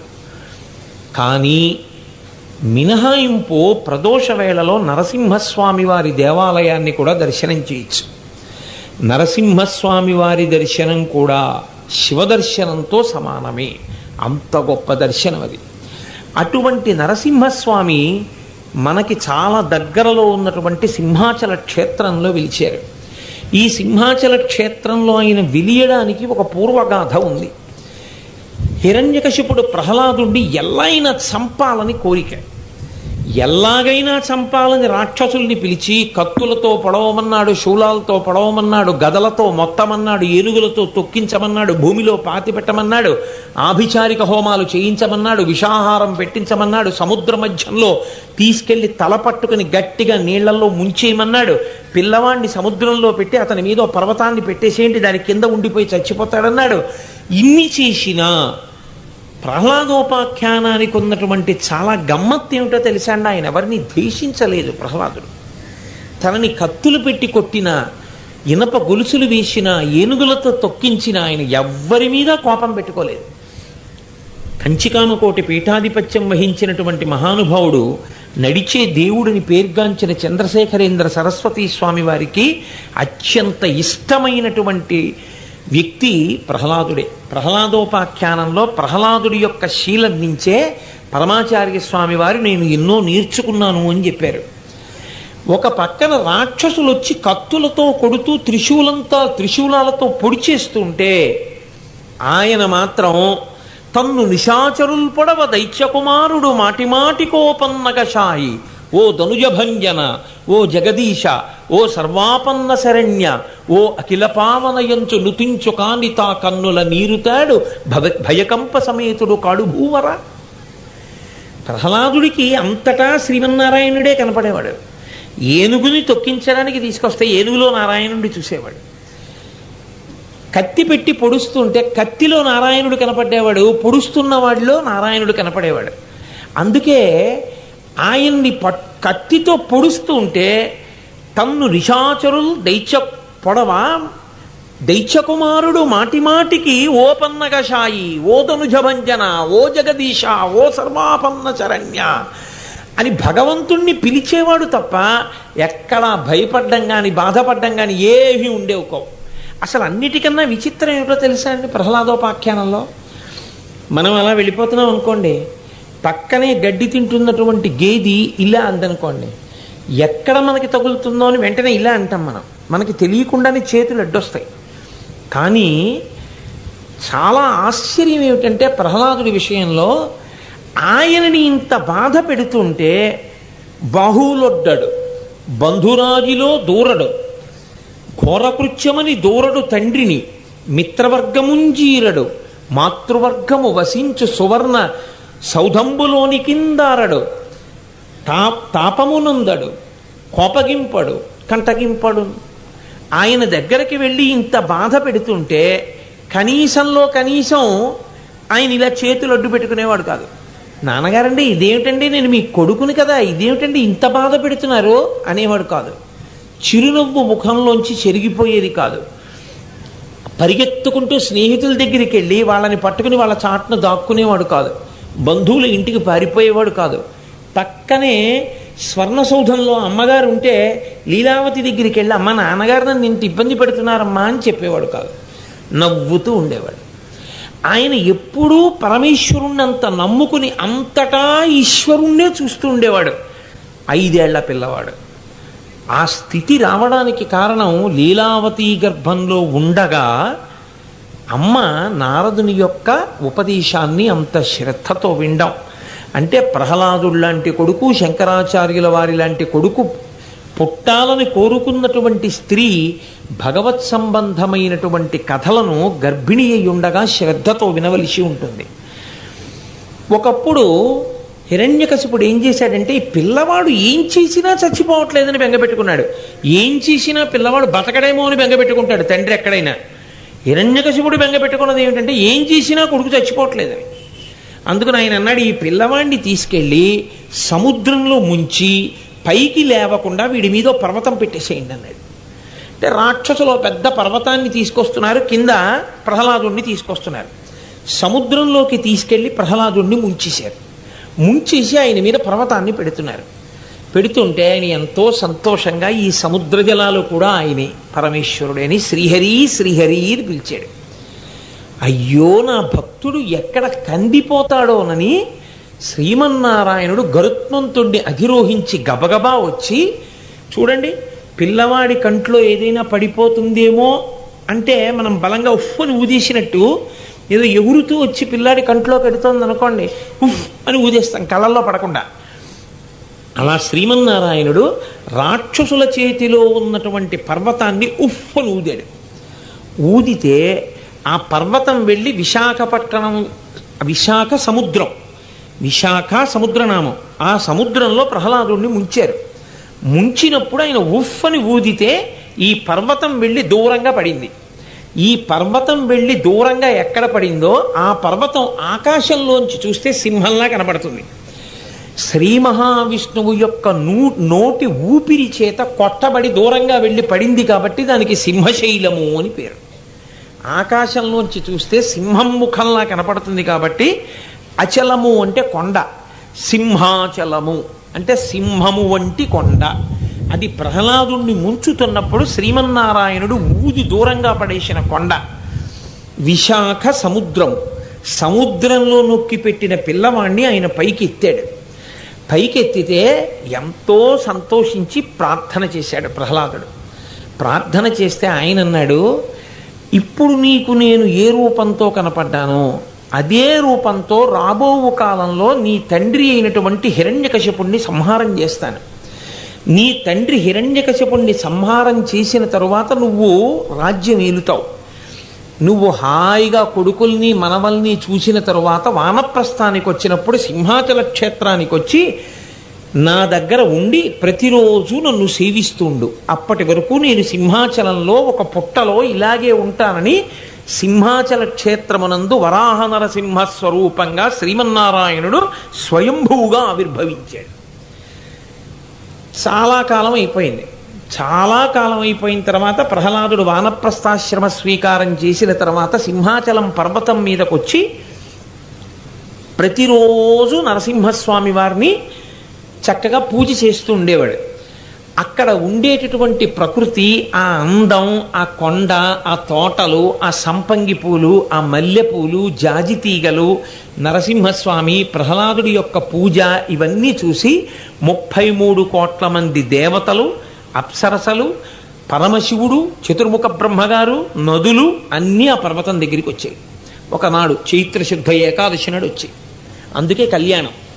చైత్రశుద్ధ ఏకాదశి నాడు వచ్చి అక్కడ ఉన్నటువంటి పరిసరాల్ని చూసి, ఒక్క పరమేశ్వరుడే శివుడుగా ఉంటాడు, ఆ పరమేశ్వరుడే విష్ణువుగా ఉంటాడు. శివుడిగా పూజలు అందుకుంటే విష్ణువు క్షేత్రపాలకుడు, విష్ణువుగా పూజలు అందుకుంటే శివుడు క్షేత్రపాలకుడు. అంతేకాని శివకేశవుల మధ్య భేదం ఏమీ ఉండదు. కాబట్టి పరమశివుడు అన్నాడు, ఈ క్షేత్రమునకు నేను పరిపాలకుడిగా ఉంటాను అని స్వయంభూగా అక్కడ పరమశివుడు వెలిశాడు. అందుకే ఆ కింద త్రిపురాంతక స్వామి అన్న పేరుతో శివాలయం ఉంటుంది. పరమశివుడు ఇక్కడ వెలిశాడు కాబట్టి గంగా, యమున, సరస్వతి ముగ్గురం ఇక్కడ మేము గంగధార అనే పేరుతో వెలుస్తాము. ఈ జలాలతో స్వామివారికి ప్రతిరోజు పూజాది కార్యక్రమాలు చెయ్యాలి అని నదులు అడిగి ఇప్పటికీ అందుకే గంగధార అని అందులో స్నానం చేస్తారు. ఆ పక్కనే వీరభద్రస్వామి దేవాలయం, ఆంజనేయ స్వామి దేవాలయం ఉంటాయి. ఆ గంగధార అక్కడ పడుతుంటే ఆ గంగధారలో ఉండేటటువంటి తీర్థంతోనే స్వామివారి యొక్క పూజా కార్యక్రమాలన్నింటినీ నిర్వహణ చేస్తూ ఉంటారు. కృతయుగంలో ప్రహ్లాదుడు చాలా కాలం వానప్రస్థంలో ఉన్నప్పుడు ఆయన్ని ఆరాధించి ఆరాధించి ఆరాధించి ధన్యుడయ్యాడు. తర్వాత ప్రహ్లాదుని యొక్క శరీరం పడిపోయింది. ప్రహ్లాదుని శరీరం పడిపోయిన తర్వాత నరసింహస్వామి వారు కొండ మీద ఉండిపోయారు. పుట్ట పట్టేసింది ఆయన మీద. మళ్ళీ త్రేతాయుగం వచ్చిన తర్వాత ఒకానొకప్పుడు పురూరవ చక్రవర్తి ఊర్వశిని తీసుకుని ఆయన ఆకాశ మార్గంలో వెళ్ళిపోతున్నారు. ఆకాశ మార్గంలో పుష్పక విమానంలో వెడుతుండగా సింహాచలం కొండ మీదకు వచ్చిన తర్వాత ఇంకా విమానం కదలలేదు. ఇప్పటికీ మహాభక్తులైనటువంటి వారు శరీరం విడిచిపెట్టేస్తే వారి ఎముకలు భూమిలో ఉన్నంత కాలం కూడా దాని మించి విమానం వెళ్ళదు అని చెప్తాయి శాస్త్రాలు. క్రిందన నరసింహస్వామి ఉన్నారు కాబట్టి పైనుంచి విమానం కదలలేదు. కదలకపోతే ఆశ్చర్యపోయినటువంటి ఆ చక్రవర్తి విమానంలోంచి కిందకి దిగి ఇలా ఎందుకు జరిగి ఉంటుంది అని ఆలోచించాడు. అప్పుడు ఆ ఊర్వశి అంది, నాకు ఇప్పుడు జ్ఞాపకానికి వచ్చింది, గతంలో ఒకసారి 33 కోట్ల మంది దేవతలం వచ్చి ఇక్కడ కొలిచాం. ఈ కొండ మీద నరసింహస్వామి ఉన్నారు, అందుకే మన విమానం ముందుకెళ్ళలేదు. ఇక్కడే ఎక్కడో ఉన్నారు కొండ మీద, స్వామిని అన్వేషిద్దామన్నారు. పురూరవ చక్రవర్తి 3 రోజుల పాటు గాలించాడు. ఆయనకి ఎక్కడా స్వామి దర్శనం అవ్వలేదు. అరేదే నాకు స్వామి దర్శనం అవ్వలేదు అని బెంగ పెట్టుకుని ఒక లతావితానమునందు కూర్చున్నాడు. కూర్చుని ఉండగా ఎదురుగుండా ఒక పెద్ద పుట్టలో నరసింహస్వామి వారి యొక్క దర్శనం అయింది. నరసింహస్వామి వారు అన్నారు, నేను ఇంతకాలము ఈ వాల్మీకమునందు ఉండిపోయాను, పుట్టలో ఉండిపోయాను. కాబట్టి ఇప్పుడు ఈ పుట్ట కరిగిస్తే నేను లభిస్తాను. కానీ ఈ పుట్ట మీద ఉన్నటువంటి మట్టిని మామూలుగా తీయడానికి వీలు లేదు. ఆవు పాలు తీసుకొచ్చి అభిషేకం చేస్తే ఆవు పాలతో కరిగిపోతుంది. కరిగిపోయిన తర్వాత నాకు దేవాలయ నిర్మాణం చేసి దేవాలయంలో పెట్టి పూజాధికములు చెయ్యండి. ఒక్క వైశాఖ శుక్ల తదియనాడు మాత్రమే, అక్షయ తదియ అంటారు, ఒక్క ఆ తదియనాడు మాత్రమే నిజరూప దర్శనం. మిగిలిన రోజులన్నిటా కూడా నాకు చందనాన్ని అలదండి. ఎంత పుట్టమట్టిలో నేను దొరికానో అంత చందనంతో నన్ను సంవత్సరంలో అలది లోపల ఉంచాలి. ఒక్క వైశాఖ శుక్ల తృతీయ నాడు మాత్రం ఆ గంధమంతా ఒలిచేస్తే నా నిజరూప దర్శనాన్ని ప్రజలకు ఇస్తాను. ఆనాడు భక్తులైనటువంటి వారు ఎవరు నన్ను దర్శనం చేస్తారో వాళ్ళకి నా దివ్యమైనటువంటి అనుగ్రహము లభిస్తుంది అని ఆనాడు ఆయన ఆనతిచ్చిన మేరకి పురూరవుడు ఆ చందనంతో అనులేపనం చెయ్యడం అనేటటువంటి ప్రక్రియని ఆనాడు ప్రారంభించాడు. ఆనాడు ప్రారంభించినటువంటి ఆ ప్రక్రియ ఈనాటికి సింహాచల క్షేత్రంలో అలాగే కొనసాగుతుంది. అందుకే చందనంతో అలది గబుక్కుని దేవాలయంలో కడితే పెద్ద శివలింగం అన్నట్టుగా ఉంటాడు. అసలు శివుడికి నాకు ఏమీ భేదం లేదు సుమా అని చెప్పడానికి అలా ఉంటాడా అన్నట్టు ఉంటాడు. పెద్ద చందనపు పుట్ట ఎలా ఉంటుందో అలా వాల్మీకల్లా ఉండి దాని లోపల స్వామి ఉంటారు. అటువంటి మహానుభావుడు, అందుకే సింహాచల క్షేత్రానికి వెళ్ళినటువంటి వారు గంగా స్నానంతో సమానంగా గంగధారలో స్నానం చేస్తారు. సింహాచలేశ్వరుని యొక్క దర్శనం చేసుకుని ఉపశాంతి పొందుతారు. ఇప్పటి సింహాచల క్షేత్రాన్ని కృష్ణదేవరాయల వంటి ఎందరో చక్రవర్తులు, ఎందరో మహారాజులు దర్శనం చేశారు. కృష్ణదేవరాయల వారు సింహాచల క్షేత్రానికి ఎన్నో కానుకలు ఇచ్చారు. చాలా గొప్ప శిల్పకళా నైపుణ్యం. సింహాచల క్షేత్రానికి ఉన్నటువంటి మరొక గొప్ప విషయం ఏమిటంటే, సంతాన గోపాల స్వామి వారి యంత్రం వేసి దాని మీద కప్పస్తంభము అని ఒక స్తంభం ఉంటుంది. కింద సంతాన గోపాల స్వామి వారి యంత్రం ఉన్న కారణం చేత దంపతులు వెళ్ళి ఆ కప్పస్తంభాన్ని కౌగిలించుకుంటే సంతానము కలగకుండా ఏ దోషము అడ్డొస్తోందో ఆ దోషము తొలగిపోతుంది. తొలగిపోయి వారు సంతానవతులు అవుతారు అని. కానీ ఎప్పుడైనా మీరు ఒకటి గుర్తుపెట్టుకోవాలి, భగవత్ సన్నిధి యందు ఒక పని చేసేటప్పుడు విశ్వాసము ప్రధానమై ఉంటుంది. ఇలా జరుగుతుందా అండి అని అనుమానిస్తూ చేసిన పనికి ఈశ్వరానుగ్రహం కలగదు. కలిగి తీరుతుంది అని విశ్వసించి ఎవడు చేశాడో వాడికి మాత్రమే ఈశ్వరానుగ్రహం కలుగుతుంది. కాబట్టి కప్పస్తంభాన్ని కౌగిలించుకోవడం సంతానకారకం అవుతుంది. అక్కడ ఇంత గొప్ప క్షేత్రమై సింహాచల క్షేత్రం వెలిసింది. సింహాచల క్షేత్రంలో యథార్థమునకు కనపడినటువంటి స్వరూపం, అందుకే వరాహ నరసింహస్వామి అంటారు. హిరణ్యాక్షుణ్ణి చంపినప్పుడు ఉన్నటువంటి వరాహ స్వరూపం, హిరణ్య కశిపుణ్ణి సంహరించినప్పుడు వచ్చినటువంటి నరసింహస్వరూపం రెండు కలిపి ఉంటాయి అక్కడ. అందుకే వరాహ నరసింహస్వామి అంటారు. దానికి అప్ప అన్న పేరు కలుపుతారు. అందుకే మీకు సింహాచల క్షేత్రం పక్కన ఉండే ప్రాంతాల్లో ఎక్కడ చూసినా మీకు అప్పన్న, అప్పల నరసింహం, అప్పలాచార్యులు ఇలాంటి పేర్లు ఎక్కువ ఉంటాయి. ఆ కొండకి ప్రదక్షిణం చేస్తే జన్మించినటువంటి మహానుభావుల్లో శ్రీమాన్ శ్రీభాష్యం అప్పలాచార్య స్వామి వారు ఒకరు. కాబట్టి ఆ అప్ప శబ్దం కలుపుతుంటారు. అప్ప అంటే తండ్రి, నరసింహ స్వామి తండ్రి, నీవు వరాహ నరసింహస్వామి రూపంలో ఈ సింహాచల క్షేత్రమునందు వెలసి ఉన్నావు. దానికి గిరి ప్రదక్షిణ ఉంది. అరుణాచలానికి శ్రీకాళహస్తికి ఎలా ఉందో సింహాచల క్షేత్రానికి కూడా కొండ చుట్టూ ప్రదక్షిణం చేస్తారు. అలా ప్రదక్షిణం చేస్తే తప్పకుండా నరసింహస్వామి కోరికలను తీరుస్తాడు అని. నరసింహస్వామి వారి దర్శనం చేత ప్రత్యేకంగా రెండు ప్రయోజనములు నెరవేరుతాయి. తెలిసి కానీ తెలియక కానీ నరసింహస్వామి వారి దర్శనం చేస్తే ఒకటి అపమృత్యు దోషం పోతుంది. ఆయన కాలదండమునకు కాలదండము వంటివాడు. అందుచేత ఏమి ఇబ్బంది ఉండదు. అది ఓం అయ్యా మీరు పాపం ఆయన ఇబ్బంది పడుతున్నాడు, మీరు ఎవ్వరు ఎందుకు పట్టించుకోరు? ఆ కెమెరాకి అడ్డొస్తే అతను ఏం రికార్డ్ చేసుకుంటాడు? వాళ్ళకేమో తెలీదు, అడ్డంగా తిరుగుతున్నారు. అతనేమో ఎంత ఇబ్బంది పడుతున్నాడు. నువ్వు ఇక్కడ ఉండండి సుబ్రహ్మణ్యం గారు, ఇట్లా ఎవరిని రానివ్వకండి, ఇక్కడ ఉండండి. సత్యనారాయణ నువ్వు అక్కడ ఉండు. అతనేమో ఇబ్బంది పడుతున్నాడు, వాళ్ళేమో అలాగే తిరుగుతారు. ఇదే రోడ్డా మధ్యలో తిరగడానికి? కూర్చుని వెళ్ళలేరేంటి? అక్కడ కూర్చున్నారు, అక్కడ ఇక్కడికే వచ్చి కూర్చోవాలి ఎదురుగుండాను. హరి ఓం. కాబట్టి సింహాచల క్షేత్రంలో వెలిసినటువంటి స్వామికి అప్పల నరసింహము అని పేరు. అందుకే అప్ప అంటే తండ్రి అని. తండ్రి అంటే లోకములకన్నిటికీ కూడా ఆయన తండ్రి, అంతటి కారుణ్యమున్నవాడు. ఆ కారుణ్యము చేత ఆయన లోకములనన్నింటినీ కాపాడగలిగినవాడు. కాబట్టి యథార్థానికి అసలు నరసింహస్వామి వారి ఆవిర్భావానికి ముందరే వచ్చినటువంటి అవతారం వరాహ నరసింహస్వామి వారి యొక్క అవతారం. నరసింహస్వామి వారి యొక్క దర్శనం చేత ఐశ్వర్య ప్రాప్తి కలుగుతుంది, అపమృత్యు దోషం పోతుంది, 3 రుణభారం పోతుంది. అప్పులున్న వాళ్ళు ఎక్కువగా నరసింహస్వామి వారి దర్శనం చేస్తే ఆయన యొక్క అనుగ్రహంతో ఐశ్వర్యం కలిసి వచ్చి రుణభారం నుంచి బయటపడతారు అని. అంత గొప్ప స్వరూపం ఆ నరసింహస్వరూపం. అయితే అసలు ప్రహ్లాదుడు హిరణ్యకశిపుడి చేత ధిక్కరింపబడినప్పుడు ఆయన ఆవిర్భవించినటువంటి క్షేత్రం ఏది అంటే అహోబలం. మనం అహోబిలం అంటుంటాం. అహోబిలం కాదది, అహోబలం. అహోబలం అన్నారు. నరసింహస్వామి వారు ఆవిర్భవించి హిరణ్యకశిపుణ్ణి తొడల మీద పడుకోబెట్టుకుని గోళ్లతో కడుపు చీల్చేస్తున్నప్పుడు ఆయన యొక్క తేజస్సు, ఆయన యొక్క బలం చూసి అందరూ కూడా అబ్బా అహోబలం అన్నారు. ఆ అహోబలం అన్నది కూడా చాలామంది పేరుగా పెట్టుకునేవారు పూర్వం. అహోబల శర్మ అని పేరుండేది. అహోబలం అహోబలం అఓబలం అఓబలం ఓబలేషు ఓబలం ఓబలం ఓబలేషు ఓబలేషు అయింది. ఓబలేషు అని కర్నూలు జిల్లాలో ఎక్కువగా ఉంటుంది పేరు. ఓబలేషు అన్న పేరు అహోబలేషుడు యొక్క పేరు. అహోబలేషుడువే ఓబలేషుడు అయ్యాడు.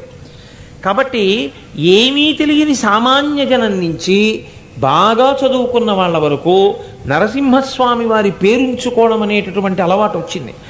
ఆ అహోబల క్షేత్రంలో ఆవిర్భవించాడు ఆయన.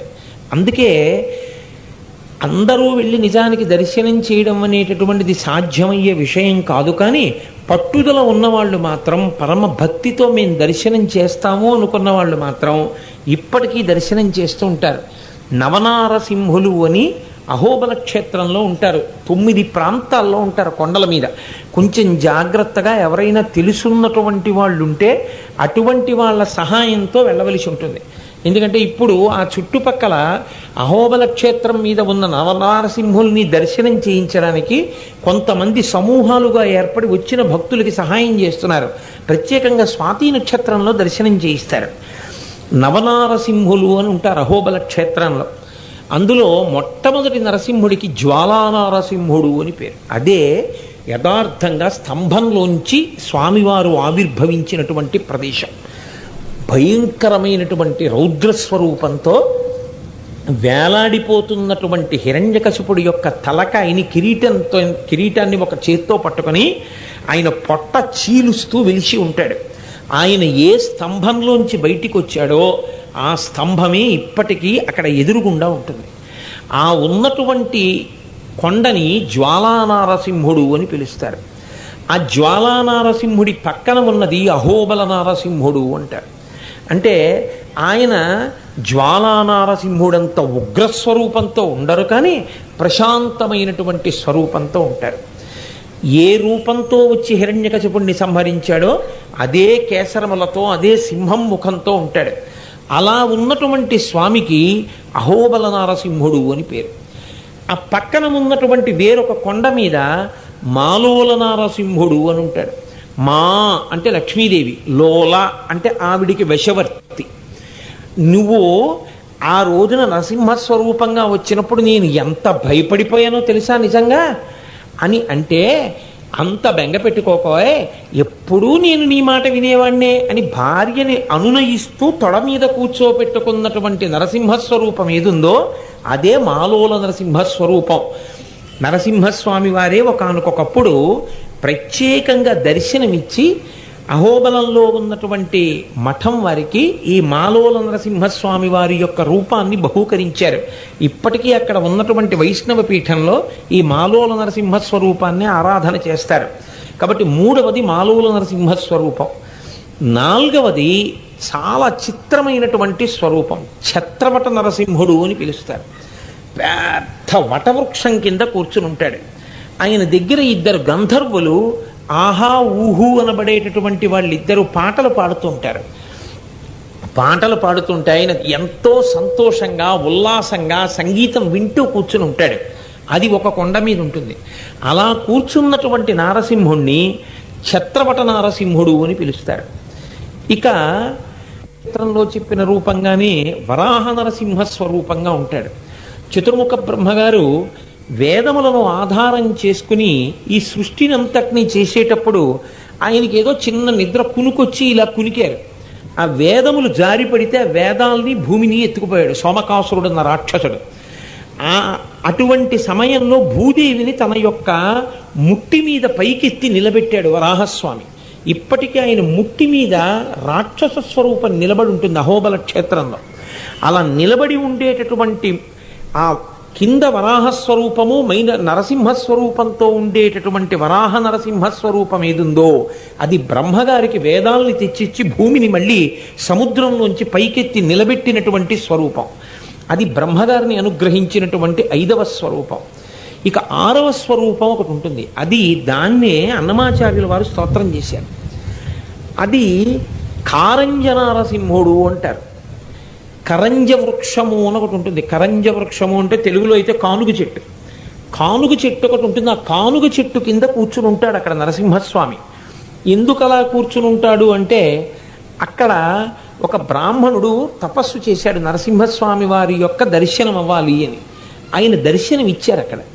దర్శనం ఆ చెట్టు కింద ఇచ్చారు కాబట్టి, కరంజ వృక్షం కింద దర్శనం ఇచ్చారు కాబట్టి కారంజ నారసింహుడు అని పేరు. అక్కడే స్వామి హనుమ కూడా తపస్సు చేస్తే నరసింహస్వామి ప్రత్యక్షమై నేనే నరసింహుణ్ణి అన్నారు. నాకు నువ్వెవరో తెలియదు, నాకు ఈ నరసింహాలు అవి నాకు అక్కర్లేదు, నాకు రామచంద్రమూర్తి ఒక్కడే కావాలి, నువ్వెవరో నాకు తెలియదు అక్కర్లేదన్నారే. అంటే నరసింహస్వామి అన్నారు, రాముడు ఒకడు నేనొకడు కాదు, నేనే రాముడు అన్నారు. అంటే నేను అలా నమ్మను, నా స్వామి చేతిలో కోదండము బాణాలు ఉంటాయి. అంటే నరసింహస్వామి అక్కడ కోదండం పట్టుకుని బాణం పట్టుకుని నిలబడి ఉంటారు. ఆంజనేయ స్వామికి అలా కనపడుతూ కేవలము నేను విష్ణువునే కాదు నేనే పరమశివుణ్ణి కూడా అని చెప్పడానికి మూడవ కన్ను కూడా ఉంటుంది. అందుకే అక్కడ ఉండేటటువంటి కారంజనారసింహ స్వరూపాన్ని స్తోత్రం చేస్తూనే పాలనేత్ర అని అన్నమాచార్యులు వారు కీర్తన చేశారు ఆ మూడవ కంటిలోంచి వచ్చే మంటల గురించి. అది కారంజనారసింహుడు. కారంజనారసింహుడి తర్వాత ఒకానొకప్పుడు ప్రహ్లాదుడే భగవంతుణ్ణి శరణు వేడి, నాకు నువ్వు యోగం నేర్పవా, మనస్సు నిశ్చలంగా ఉండేటట్టు, యోగ సమాధిలో నేను ఎప్పుడూ దర్శనం చేసుకునేటట్టు నన్ను అనుగ్రహించు అని అడిగారు. అడిగితే నరసింహస్వామి ఇలా కూర్చుని యోగ పట్టం కట్టుకుని ఉంటారు. అలా ఎవరైనా ఇలా కాళ్ళు పైకెత్తి యోగ పట్టం కట్టుకున్నటువంటి స్వరూపానికి దగ్గర కూర్చుని ధ్యానం చేస్తే తొందరగా ధ్యానం సిద్ధిస్తుంది, మనసు నిశ్చలంగా నిలబడుతుంది. అయ్యప్ప స్వామి కట్టుకుని ఉంటారు అలా యోగ పట్టాన్ని, మనసు నిశ్చలమై శాంతి కలుగుతుంది. అందుకని అక్కడ యోగ పట్టం కట్టు కూర్చుంటారు నరసింహస్వామి. కూర్చుని ప్రహ్లాదుడికి యోగ విద్య నేర్పి ఆనందమును కృప చేశారు కాబట్టి యోగానంద నరసింహుడు అని పేరు. అక్కడే పరశురాముడు ఒకసారి తపస్సు చేసి నరసింహస్వామి వారి యొక్క దర్శనాన్ని పొందాడు. అది ఒక కొండ మీద ఉంటుంది, అది భార్గవ నారసింహుడు అని పేరు. చిట్ట చివర కలియుగంలో కలిపురుషుని యొక్క ఉద్ధతి చేత ప్రభావం చేత భక్తులైనటువంటి వాళ్ళు కూడా పొరపాట్లు చేసి పాపములు చేస్తారు కాబట్టి నా మ్రోలకొచ్చి నిలబడి నమస్కరిస్తే వాళ్ళ యొక్క పాపములనన్నిటినీ తీసేసి వాళ్ళకి నా అనుగ్రహాన్ని ప్రసాదిస్తాను అని చెప్పడానికి పావన నరసింహమూర్తి అన్న పేరుతో ఒక కొండ మీద ఉంటాడు. కాబట్టి నవనారసింహులు అంటారు. అహోబల క్షేత్రానికి కానీ వెడితే ఈ 9 కొండల మీద ఉన్నటువంటి 9 స్వరూపాలని చూడాలి. మనుష్యుడై పుట్టినటువంటి వాడు ఓపిక తగ్గిపోకముందే అంత అద్భుతమైన క్షేత్రంలో తప్పకుండా ఈ నవనారసింహుల్ని చూడాలి.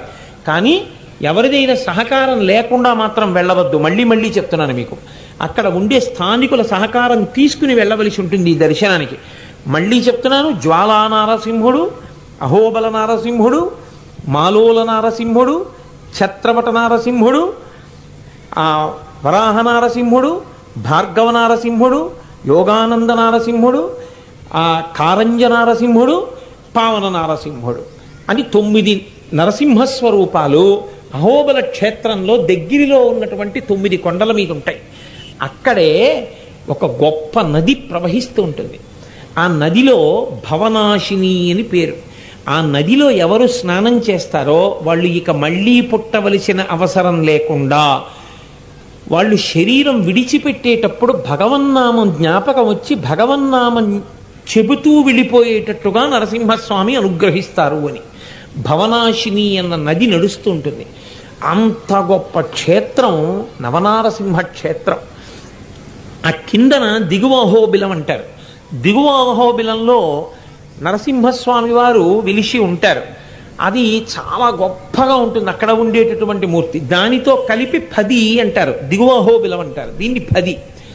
కానీ నేను మీకు మళ్ళీ మళ్ళీ చెప్తున్నాను, ఒంట్లో ఓపిక తగ్గిపోకముందే ప్రయత్నపూర్వకంగా ఆపాటి ఈపాటి శక్తి ఉన్నవాళ్ళు స్వాతి నక్షత్ర కాలానికి అహోబల క్షేత్రాన్ని చేరుకుని చక్కగా జీవితంలో ఎప్పుడైనా ఈ నవనారసింహుల యొక్క దర్శనం చెయ్యాలి. అంత గొప్ప క్షేత్రం అహోబల క్షేత్రం. ఆ అహోబల క్షేత్రంలోనే ప్రహ్లాదుని యొక్క కోరిక మేరకి వెలిసి ఉన్నాడు మహానుభావుడు. మనకి ఆంధ్రదేశం అంతటా నరసింహ క్షేత్రాలే. మీరు చూడండి, మంగళగిరి అని మనకి విజయవాడ నుంచి అమరావతి వెళ్ళేటప్పుడు మార్గమధ్యంలో ఉంటుంది, తోతాద్రి అంటారు. ఆ కొండ పేరు తోతాద్రి. నేను నరసింహస్వామి వారి యొక్క ఊపిరి తగిలింది కాబట్టి ఆ కొండకి తోతాద్రి అని పేరు. అది మంగళగిరి అయింది. మంగళగిరి ఎందుకయిందంటే ఆయన వరం ఇచ్చాడు ఆ కొండకి. ఈ కొండ దగ్గరికి ఎవరొచ్చినా, ఈ కొండ వంక చూసినా, కొండ మీదకొచ్చి నన్ను చూసినా, నా నోట్లో పానకం పోసి ఆ పానకం పుచ్చుకున్నా, నేను వాళ్ళ పాపములనన్నింటినీ తీసేసి వాళ్ళకి అభ్యుదయం ఇస్తాను అని వరం ఇచ్చాడు. అప్పటి నుంచి తోతాద్రి మంగళగిరి అని పేరు వచ్చింది. గిరి అంటే కొండ. సమస్త మంగళములను, సమస్త శుభములను ఇయ్యగలిగినటువంటి కొండ కాబట్టి దానికి మంగళగిరి అని పేరు. ఆ మంగళగిరి కొండ మీద ఉండేటటువంటి నరసింహ స్వరూపం పానకం కొంత తాగుతుంది, పానకం కొంత విడిచిపెట్టేస్తుంది. ఇప్పటికీ ఆయన నోట్లో భక్తులు పానకం పోస్తే గుటుక్కుమన్న చప్పుడు వస్తుంది, లోపలికి వెళ్ళిపోతుంది. బొళక్కమన్న చప్పుడు వస్తుంది, మళ్ళీ కొంచెం పానకం బయటికి ఆయన ఉమిసినట్టుగా బయటికి వచ్చేస్తుంది. ఆ బయటికి వచ్చిన పానకాన్నే పట్టుకుని తీర్థంగా పుచ్చుకుంటారు అక్కడ. అలా ఎందుకు జరుగుతుంది అన్నదానికి స్కాంద పురాణంలో ఒక ఆఖ్యానం ఉంది. ఒకనకొకప్పుడు నముచి అనబడేటటువంటి రాక్షసుని సంహరించిన తర్వాత నరసింహస్వామి అక్కడ వెలిశారు స్వయంభూగా. దేవతలందరూ వెళ్ళి ఆయన్ని ప్రార్థన చేశారు. ప్రార్థన చేస్తే ఆయన అన్నారు, కృతయుగంలో దేవతలందరూ అమృతం పట్టుకొచ్చి ప్రతిరోజు నా నోట్లో పొయ్యండి. నేను కొంత అమృతం తాగి కొంత అమృతాన్ని బయటికి వదిలిపెడుతుంటాను. నేను గుటుక్కుమన్నప్పుడు తాగుతాను, బిళక్కమన్నప్పుడు పైకి వదులుతాను. నేను పైకి వదిలిన దాన్ని పట్టుకుని దేవతలందరూ తాగుతూ ఉండండి అన్నారు. కాబట్టి కృతయుగంలో ఆయన నోట్లో అమృతం పోసి మిగిలిన అమృతాన్ని తాగేవారు. త్రేతాయుగం వచ్చేసరికి ఆవు నీతిని ఆయన నోట్లో పోసి ఆయన తాగగా విడిచిపెట్టినటువంటి బుళక్కుమని విడిచిపెట్టినటువంటి ఆ నీతిని భక్తులు తాగేవారు. ద్వాపరయుగం వచ్చేసరికి కామధేనువు యొక్క పాలు ఆయన నోట్లో పోసి ఆ మిగిలిన పాలు తాగేవారు. కలియుగం వచ్చేసరికి బెల్లపు పానకం తీసుకెళ్ళి ఆయన నోట్లో పోస్తారు. ఇప్పటికీ మీరు మంగళగిరి క్షేత్రానికి వెడితే ఆ పానకం ఎంత బెల్లం అరగ తీసేస్తూ ఉంటారో, ఆ పానకం కలిపేస్తూ ఉంటారు. విచిత్రం ఏమిటంటే అంత బిందెల పానకం కలుపుతున్నా సరే ఒక ఈగ కానీ ఒక చీమ కానీ అక్కడ ఉండదు. ఇలా బెల్లం ముక్క పెడితే చీమలు వస్తాయి. ఇన్ని సంవత్సరాలుగా బెల్లం అరగదీస్తున్నా మీరు కష్టపడి వెతికి చూసినా సరే ఒక ఈగ ఒక చీమ అక్కడ కనపడం. ఆ బెల్లాన్ని బిందెల్లో కలిపేసి ఎవరు పూజ చేయించుకున్నారో వాళ్ళ పేరు మీద ఆ బిందెతోటి నోట్లో పోసేస్తారు. గుటుక్కుమన్న చప్పుడు వస్తుంది, ఆయన లోపలికి వెళ్ళిపోతుంది ఆ పానకం. మళ్ళీ కొంచెం పానకాన్ని బొళక్కమని పైకి వదులుతారు, నోట్లోంచి మళ్ళీ బయటకు వస్తుంది. దాన్ని పట్టి తీర్థంగా ఇస్తారు, ఆ పానకాన్ని తాగుతారు. అదే పరమేశ్వరుడు ఇచ్చినటువంటి అమృతంతో సమానము అని. మంగళగిరి క్షేత్రం అత్యద్భుతమైన క్షేత్రం. నేను అంటే నిజానికి ఒక్కొక్క రోజు ఒక్కొక్క క్షేత్రం అన్నాను కాబట్టి దాటిపోతున్నాను, కానీ అసలు నిజంగా నరసింహస్వామి యొక్క వైభవం అంటే ఎన్ని విశేషాలు అనుకుంటున్నారో. బాలాంబ అని ఒక ఆవిడ మంగళగిరి క్షేత్రంలో, ఆవిడికి 18వ సంవత్సరంలోనే వైధవ్యం వచ్చింది, భర్త చనిపోయాడు. కానీ ఆవిడ నరసింహస్వామి వారే నా భర్త అని నమ్మేది చిన్నప్పటి నుంచి. ప్రతిరోజు కొండ మీదకి వెళ్ళి కొండ మీద నరసింహస్వామిని పువ్వులతో పూజ చేసి కిందకి దిగేది. కొన్నాళ్ళు పోయిన తర్వాత కొండ మీద ఉండే అర్చకులు మిగిలిన వాళ్ళు కలిసి ఈమె పూర్వసువాసిని విధవ, ఈవిడ కొండ మీదకి వచ్చి పూజ చేయడం ఏమిటని ఆవిడని నింద చేశారు. నింద చేస్తే ఆవిడికి చాలా బాధ కలిగి అక్కడే ఉండేటటువంటి తీర్థంలో ఆవిడ శరీరాన్ని విడిచిపెట్టేద్దామని ఆ నీటిలో దూకేసింది. విచిత్రం ఏమిటంటే ఆవిడ నీటిలో దూకేసి మళ్ళీ ఆవిడికి తెలివి వచ్చేసరికి మంగళగిరి క్షేత్రంలో ఉన్నటువంటి ఆంజనేయ స్వామి వారి యొక్క పాదముల మీద ఆవిడ పడుకునుంది. ఆంజనేయ స్వామి వారే స్వయంగా రక్షించారు. ఆ తల్లి అలా రక్షింపబడిన ఆదిగా ఎవ్వరూ ఆవిడ జోలికి వెళ్ళేవారు కాదు. ఒకప్పుడు అందరూ కలిసి ఈవిడ పూర్వసువాసిని బొట్టు పెట్టుకుంటోంది, పువ్వులు పెట్టుకుంటోంది, అందుకని చెప్పి ఈవిడికి జుట్టు తీసేయండి, బోడిగుండు చేసేసి తెల్లబట్ట కట్టేస్తే ఇక తిరగడానికి సిగ్గుపడుతుందని బలవంతంగా ఆవిడ్ని కూర్చోపెట్టి గుండు చేయిస్తున్నారు. గుండు చేద్దామని కత్తి ఆవిడ తల మీద పెట్టబోయారు. ఆవిడ జుత్తులో నరసింహస్వామి వారి యొక్క జూలు కనపడి ఆవిడ ముఖంలో నారసింహుడు కనపడ్డాడు నోరు తెరిచి. హడిలిపోయి విడిచిపెట్టేశాడు. అప్పటి నుంచి ఆవిడ జోలికి ఎవరు వెళ్ళేవారు కాదు. శృంగగిరికి పీఠాధిపత్యం వహించినటువంటి మహానుభావులు నృసింహభారతీ స్వామి వారు ఒకసారి ఆ క్షేత్రానికి వచ్చినప్పుడు ఆవిడ కనపడ్డారు. కనబడితే ఆవిడ కారణజన్మురాలు, ఆవిడ జోలికి వెళ్ళవద్దు అని శాసించారు. అప్పటి నుంచి ఆవిడ జోలికి వెళ్ళేవారు కాదు. ఒకానొకప్పుడు ఆవిడ కొండ దగ్గర కూర్చుని ఉంటే నరసింహస్వామి చిన్న పిల్లవాడి రూపంలో వచ్చి నాకు అన్నం పెట్టవా అని అడిగారు. అడిగితే ఆవిడ బాల నరసింహుడికి అన్నం పెట్టింది. అన్నం తిని నరసింహస్వామి, నువ్వు పెట్టిన అన్నానికి నేను ఎంతో సంతోషించాను, నువ్వు ఈ కొండకొచ్చినటువంటి భక్తులందరికీ అన్నం పెడుతూ ఉండు అన్నారు. ఆవిడ స్త్రీ పురుష పండిత పామర కుల మత వర్ణ వర్గ వివక్ష లేకుండా వచ్చిన వాళ్ళందరికీ అన్నం పెట్టేవారు. ఓసారి కళ్యాణోత్సవానికి పెద్ద చలువ పందిళ్ళు వేసి అన్నదానానికి అన్ని ఏర్పాట్లు చేశారు. ఇక వచ్చి కూర్చోవాలంతే, ఆకాశం మబ్బులు పట్టి కుంభవృష్టి కురిసేటట్టుగా తయారైపోయింది. ఆవిడ వెంటనే బంగారు పళ్ళెంలో నీరాజనం పట్టుకుని ఆకాశానికి చూపించారు. అంతే, అన్నదానం అయిపోయేంత వరకు వర్షమంతా అయిపోయింది. ఆ తల్లి బాలాంబ గారు ఆరాధన చేసినటువంటి నరసింహ సాలగ్రామం ఇప్పటికీ మీరు వెడితే మంగళగిరి క్షేత్రంలో కింద బాలాంబ సత్రవు అని ఉంటుంది. ఆ సత్రంలో ఇప్పటికీ పూజ చేస్తారు ఆ సాలగ్రామాన్ని, నరసింహ సాలగ్రామాన్ని. మీరు వెళ్ళి భక్తితో అడిగితే చూడవచ్చు అని కూడా నేను అనుకుంటున్నాను. కాబట్టి నరసింహస్వామి అంతగా అందరినీ అనుగ్రహించారు. అహోబల క్షేత్రంలో హిరణ్యకశిపుణ్ణి సంహరించిన తర్వాత ఆయన చేతులు కడుక్కున్నటువంటి గుండం ఉంది. దాన్ని రక్తగుండము అంటారు. ఎర్రగా ఉంటాయి నీళ్లు. మనం చెయ్యి పెట్టి పైకి తీస్తే తెల్లగా ఉంటాయి. కొలనులో చూస్తే రక్తవర్ణంలో ఎర్రగా ఉంటాయి. అలాగే ఇంకొక గొప్ప క్షేత్రం యాదగిరిగుట్ట. యాదగిరిగుట్టలో ఆయన స్వయంభూగా తనంత తాను నరసింహస్వామి వెలిశారు. అక్కడ కూడా కొండ గుహలో ఉంటాడు మహానుభావుడు. అక్కడ కూడా ఒక మహర్షిని అనుగ్రహించడం కోసమని తనంత తానుగా వచ్చి వెలిసినటువంటి స్వరూపం. యాదగిరిగుట్టకు వెళ్ళి ఇప్పటికీ అర్ధరాత్రి వేళ ఆ వెనక ఉండేటటువంటి విష్ణుగుండము అనబడేటటువంటి సరోవరంలో స్నానం చేయడానికి ఋషులు వస్తారు అంటారు. గంధము, పుష్పాలు, అక్షతలు ఇవన్నీ కనపడతాయి. ఎవరైనా రాత్రిపూట స్నానానికి వెడితే వాళ్ళని అక్కడ పడుకోబెట్టి వాళ్ళ మీద కొండ పెడతారని ఎవ్వరూ రాత్రివేళ స్నానానికి వెళ్ళరు ఇప్పటికీ యాదగిరిగుట్టలో. అంత గొప్ప క్షేత్రం యాదగిరిగుట్ట. అలాగే ఖమ్మం. మనం ఇవాళ ఖమ్మం అని పిలుస్తాం. దాని పేరు ఖమ్మం కాదు, దాని పేరు స్తంభాద్రి. అక్కడ నరసింహస్వామి వారు వెలిసినటువంటి కొండ ఒక స్తంభంలా ఉంటుంది కాబట్టి దానికి స్తంభాద్రి అని పేరు. స్తంభాద్రి అని పిలవలేక స్తంభకి వికృతి కంబాద్రి అన్నారు. కంబాద్రి అని కూడా అనలేక కంబం మెట్టు అన్నారు. కంబం మెట్టు కూడా మనిషి ఖమ్మం మెట్టు అని మొదలెట్టారు. కాబట్టి దాని పేరు ఖమ్మం కాదు, నిజానికి నరసింహస్వామి వారు వెలిసినటువంటి కొండ. మీరు ఆశ్చర్యపోతారు, వెడితే అది ఒకటే కొండ. నరసింహస్వామి వారు అక్కడ స్వయంభూగా వెలిసే ముందు తన కాలుతో ఒక్క తన్ను తన్నారు. ఆ కొండ రెండు కింద విడిపోయింది. విడిపోయినప్పుడు మధ్యలో ఒక పెద్ద ప్రవాహం ఉంటుంది. ఆ ప్రవాహంలో ఉన్న నీళ్లు తీసుకొచ్చే నరసింహస్వామి వారికి ఇప్పటికీ పూజ చేస్తారు. ప్రతిరోజు ఖమ్మంలో ఉన్న నరసింహస్వామి వారికి పూజ రెండు కండల మధ్యలో ఉండేటటువంటి సరోవరంలో ఉన్న నీటితోనే పూజ చేస్తారు. అంత గొప్ప స్వామి. మీరు వెళ్ళినప్పుడు చూడండి, ఆ గుహలో మీరు ఇలా నిలబడలేరు, ఇలా ఒంగుని వెళ్ళాలి. మీరు ఎటు పక్కకి తిరిగి చూసినా నరసింహస్వామి మిమ్మల్ని చూస్తున్నట్లే ఉంటారు. చిత్రం ఏమిటంటే అక్కడ పొద్దున్న ఒక బిందె పానకంతో అభిషేకం చేస్తారు. ఒక బిందె పానకం నైవేద్యం పెట్టి అందరికీ ఇస్తారు. కష్టాల్లో ఉన్నవాళ్ళు, ఇబ్బందుల్లో ఉన్నవాళ్ళు ఆదివారం నాడు ఖమ్మంలో ఉన్న నరసింహస్వామి వారి దగ్గరికి వెడితే కొబ్బరి బొండాన్ని పచ్చగుడ్డలో కట్టి పుచ్చుకుంటారు ముడుపుగా.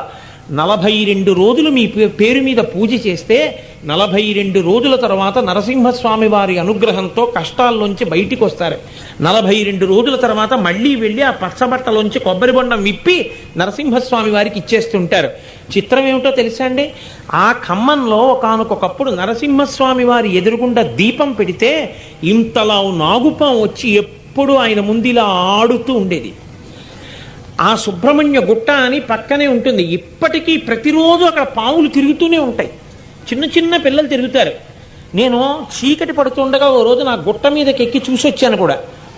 ఎవరిని ఎప్పుడు ఏ పాము కలవదు. అక్కడ రుణ విమోచన జరుగుతుందని, సంతానం వృద్ధిలోకి వస్తుందని, సంతానం అనారోగ్యంలోంచి బయటికి వస్తారని నమ్మకం. దక్షిణాభిముఖంగా చూస్తూ ఉంటారు. పైన శేషుడు పడగను పట్టి ఉంటాడు. ఎదురుగుండా మౌద్గల్య మహర్షి యొక్క ఆశ్రమం అది. మౌద్గల్య మహర్షి కూర్చుని ఉంటారు. ఇటు గరుత్మంతుడు ఇటు హనుమ సేవిస్తూ ఉంటారు. అసలు మీరు ఆ కొండని దూరం నుంచి చూస్తే అదొక స్తంభంలా కనపడుతుంది మీకు. అందుకే స్తంభాద్రి కంబాద్రి కంబాద్రి కమ్మం మెట్టు, అక్కడి నుంచి కంబం మెట్టు, ఖమ్మం మెట్టు అయి ఆఖరికి ఖమ్మమై కూర్చుంది అది. కాబట్టి అంత గొప్ప క్షేత్రం ఖమ్మం మెట్టు లేదా స్తంభాద్రి. అక్కడ నరసింహస్వామి వెలిసి ఉన్నారు. అలాగే తరిగొండలో వెంగమాంబ గారు నరసింహస్వామిని ఆరాధించారు. ఆరాధిస్తే ఆ నరసింహస్వామి వారి అనుగ్రహంతోనే ఆవిడ వెంకటాచలం చేరుకున్నారు. మంగళగిరిలో ఉన్నటువంటి బాలాంబ గారు నరసింహస్వామి వారి అనుగ్రహంతో ఎంత గొప్ప స్థితిని పొందారో అంత గొప్ప స్థితిని మహాతల్లి బాలాంబ గారు మంగళగిరిలో పొందారు, తరిగొండలో వెంగమాంబ గారు పొందారు. వెంకటాచలంలో ఇప్పటికీ నరసింహ గుహ అని కపిల తీర్థంలో మనం శివాలయానికి వెళ్ళి స్నానం చేస్తామే, పైనుంచి పడుతూ ఉంటుంది ధార. దాని ఎదురుగుండా ఒక గుహ ఉంటుంది. ఇప్పుడు ఇనప గేట్లతో తలుపేసేసి ఉంటుంది. దాని పేరు నరసింహస్వామి వారి యొక్క సొరంగము అంటారు. అక్కడ నరసింహస్వామి వారు తిరుగుతూ ఉండేవారట ఒకానొకప్పుడు. అక్కడ నుంచే వెంకటాచలంలో ఆనంద నిలయం నుంచి ఆ సొరంగ మార్గంలో కపిలతీర్థానికి వెళ్ళేవారట. వెంకటేశ్వర స్వామి వారు తన తల్లిగారైనటువంటి వకుళమాతని పిలిచి, అమ్మ నాకు పిల్లనివ్వమని అడగడానికి పద్మావతీదేవి తల్లిని కలవడానికి ధరణీదేవిని నువ్వు ఇదిగో ఈ సొరంగంలోంచే వెళ్ళమ్మా అని పంపిస్తే ఆవిడ ఆ సొరంగంలోంచి బయటికి వచ్చి కపిలతీర్థంలో పరమశివుడికి ఆవుపాలతో అభిషేకం చేయించి ధరణీదేవిని కలవడానికి వెళ్ళింది. కాబట్టి అక్కడ నరసింహస్వామి వారి యొక్క సొరంగం మీరు ఎక్కడ చూడండి, ఆంధ్రదేశంలో నరసింహస్వామి వారి యొక్క స్పర్శ లేకుండా ఉండదు. నరసింహస్వామి వారి పేరు ఎక్కడ చెప్తే అక్కడ పానకం ఇస్తారు. ఎందుకో తెలుసా అండి? పానకం ఎందుకు ఇస్తారు అంటే శాంతి, చల్లతనం.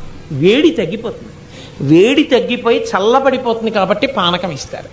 నరసింహస్వామి వారి పేరెత్తినా, నరసింహస్వామి వారికి పూజ చేసినా, నరసింహస్వామి వారి పానకం దాగినా వర్షం పడుతుంది, చల్లబడుతుంది. అసలు ఇవాళ సింహాచలం నరసింహస్వామి ఇంకా ఏదో చందనం ఒలుపు అక్షతడియా చెప్దాం అనుకునేటప్పటికే మీ అందరూ ఇప్పటిదాకా లేనిది ఇన్ని నెలల నుంచి పడని వర్షం ఇవాళ పడిపోయి ఇదిగో మీ అందరూ తడిశారు. అంటే నరసింహస్వామి అంటే నరసింహస్వామి మహానుభావుడైన ఆయన యొక్క స్పర్శ లేని ప్రాంతం లేదు. విచిత్రం ఏమిటో తెలుసా అండి? ఆసేతు హిమాచల పర్యంతంలో విష్ణువు ఆరాధింపబడుతున్నాడు, శివుడుగా ఆరాధింపబడుతున్నాడు. కానీ నరసింహస్వామి వారిగా ఆరాధన మాత్రం మన ఆంధ్రదేశానికి మాత్రమే చెల్లినటువంటి ఐశ్వర్యం. మీకు నరసింహస్వామి వారి ఆరాధన ఆంధ్రప్రదేశ్లో లభించినట్లుగా మిగిలిన చోట్ల ఏ రాష్ట్రంలోనూ కనపడదు. ఇక్కడే ఎంత మందిని అనుగ్రహించాడో వేదాంత దేశకులకు దర్శనమిచ్చాడు. వేదాంత దేశకులకి దర్శనమిచ్చేటప్పుడు ఏమీ చదువుకోనటువంటి ఒక వ్యక్తికి నరసింహస్వామి వారు కనపడ్డారు. ఎవరి కోసం తపస్సు చేస్తున్నావా అంటే నరసింహం కోసం అన్నారు. ఎందుకయ్యా దానికి అంత పెద్ద తపస్సు ఎందుకు, ఈ అడవిలో ఉంటాడా అని అడిగాడు ఆయన. పాపం గిరిజనుడు, ఆయనకేం తెలియదు.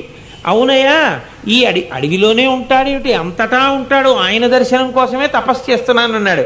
ఓరి పిచ్చి బ్రాహ్మడా, ఆయన కోసం తపస్సు ఎందుకయ్యా, ఈ అడవిలో నాకు తెలియని అంగుళం లేదు, ఎలా ఉంటాడు చెప్పు పట్టుకొస్తానన్నాడు ఆయన. ఆయన అన్నాడు పైన సింహం ఉంటుంది, కింద నరుడు ఉంటాడు, అలా ఉంటాడు, తీసుకురా నీకు కనబడితే అన్నారు. నీకెందుకు, రేపు తెల్లవారి లోపల తీసుకొస్తానని బయలుదేరాడు ఈ గిరిజనుడు. అరణ్యం అంతా వెతికాడు, ఎక్కడా కనపడలేదు నరసింహం. ఆయన ఈశ్వరుడు కనపడతాడా? ఇంత వెతికినా కనపడలేదు. బ్రాహ్మడి దగ్గర నా పరువు పోయింది, నేను చచ్చిపోతానని చెప్పి చెట్టెక్కి దూకిపోయాడు. నరసింహస్వామి వారు పట్టుకున్నారు. పట్టుకుని ఒరేయ్ నీ భక్తికి మెచ్చుకున్నాను రా, నీకు కనబడ్డానన్నారు. ఎక్కడికి పోతావు, ఆ బ్రాహ్మడికి చూపిస్తానన్నాను రాని మెళ్ళలో తాడేసి తీసుకొచ్చారు, ఏదో కుక్క పిల్లని తీసుకొచ్చినట్టు తీసుకొచ్చి ఆయన ఎదురుగుండా నించోపెట్టి వేదాంత దేశకుల ముందు ఇదిగో నరసింహస్వామిని తీసుకొచ్చాను మాట్లాడన్నారు. అంటే ఏది నాకు కనపట్టలేదంటారు ఈయన. కనపడకపోవడం ఏంటయా, ఇదిగో తాడు కట్టి తీసుకొచ్చానంటాడు ఆ గిరిజనుడు. ఆఖరికి నరసింహస్వామి వారి మాట వినపడింది, నువ్వు ఇంకా బాగా అనుష్ఠానం చేయి, తర్వాత నీకు దర్శనమిస్తాను. ఇతని భక్తికి లొంగిపోయి ఇతనికి దర్శనమిచ్చానన్నారు. మహానుభావుడు, పిలిస్తే పలికేటటువంటి దైవం. నరసింహస్వామి వారిని స్మరించినా పూజించినా చచ్చిపోయేవాడు కూడా బతుకుతాడు. అంత గొప్ప శక్తి స్వరూపం, ఆనాటి నుంచి ఈనాటి వరకు ఎంతమందిని కాపాడారో శంకర భగవత్పాదాచార్య స్వామి వారికి ఒక ప్రత్యేకమైన సందర్భంలో పరకాయ ప్రవేశం చేసినప్పుడు ఆ రాజుగారు ఆ శరీరాన్ని కాల్చేయమంటే శంకరాచార్యులు వారి శరీరాన్ని తీసుకెళ్లి కట్టెల మీద పెట్టి కాల్చేస్తుంటే చేతులు రెండు కాలిపోయాయి.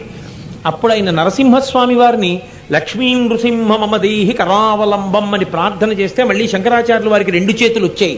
శంకరాచార్యులు వారు శ్రీశైల పర్వతం మీద కూర్చునుండగా కాపాలికుడు వచ్చి నీ తలకాయ నాకు ఇమ్మంటే నేను ధ్యానంలో ఉన్నప్పుడు నా తలకాయ నరికేసి తీసుకెళ్ళిపోమన్నారు.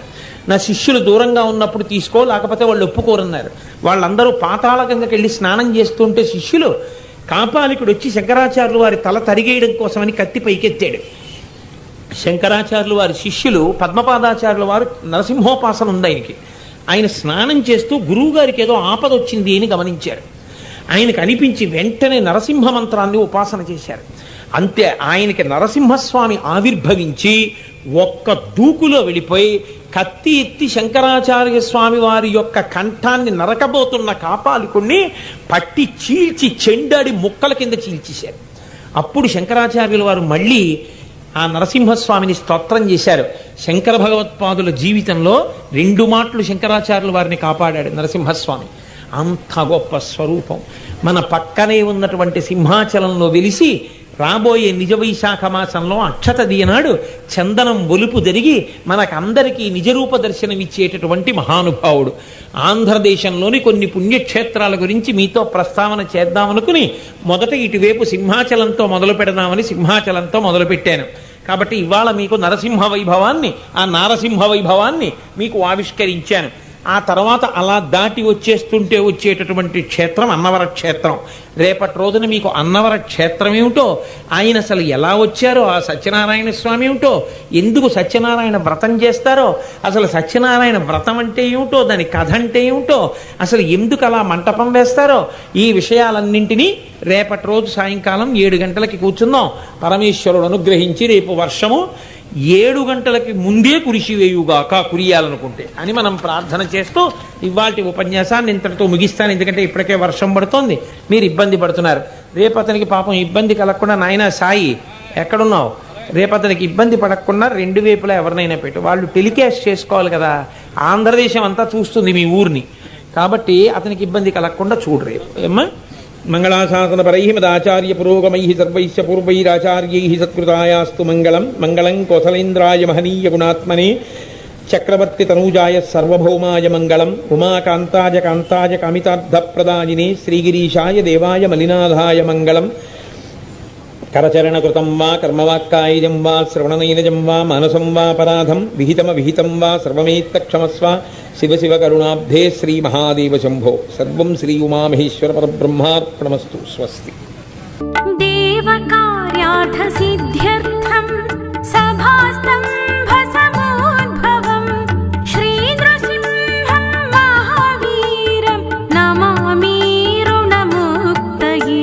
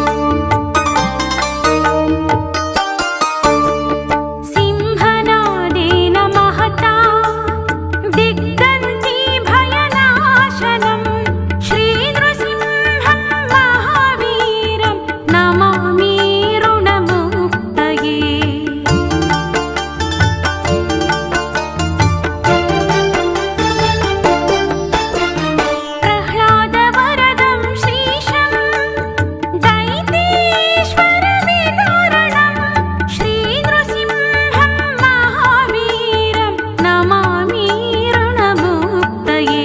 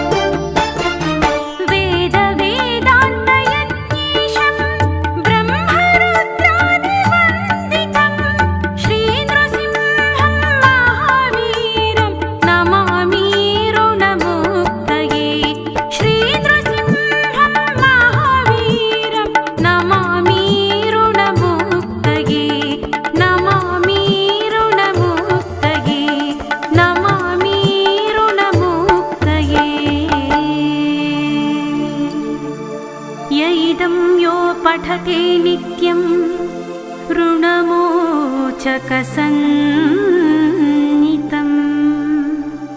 अनृणी जायते सन्ध्यो धनं शीघ्रम् अवाप्नुयात्।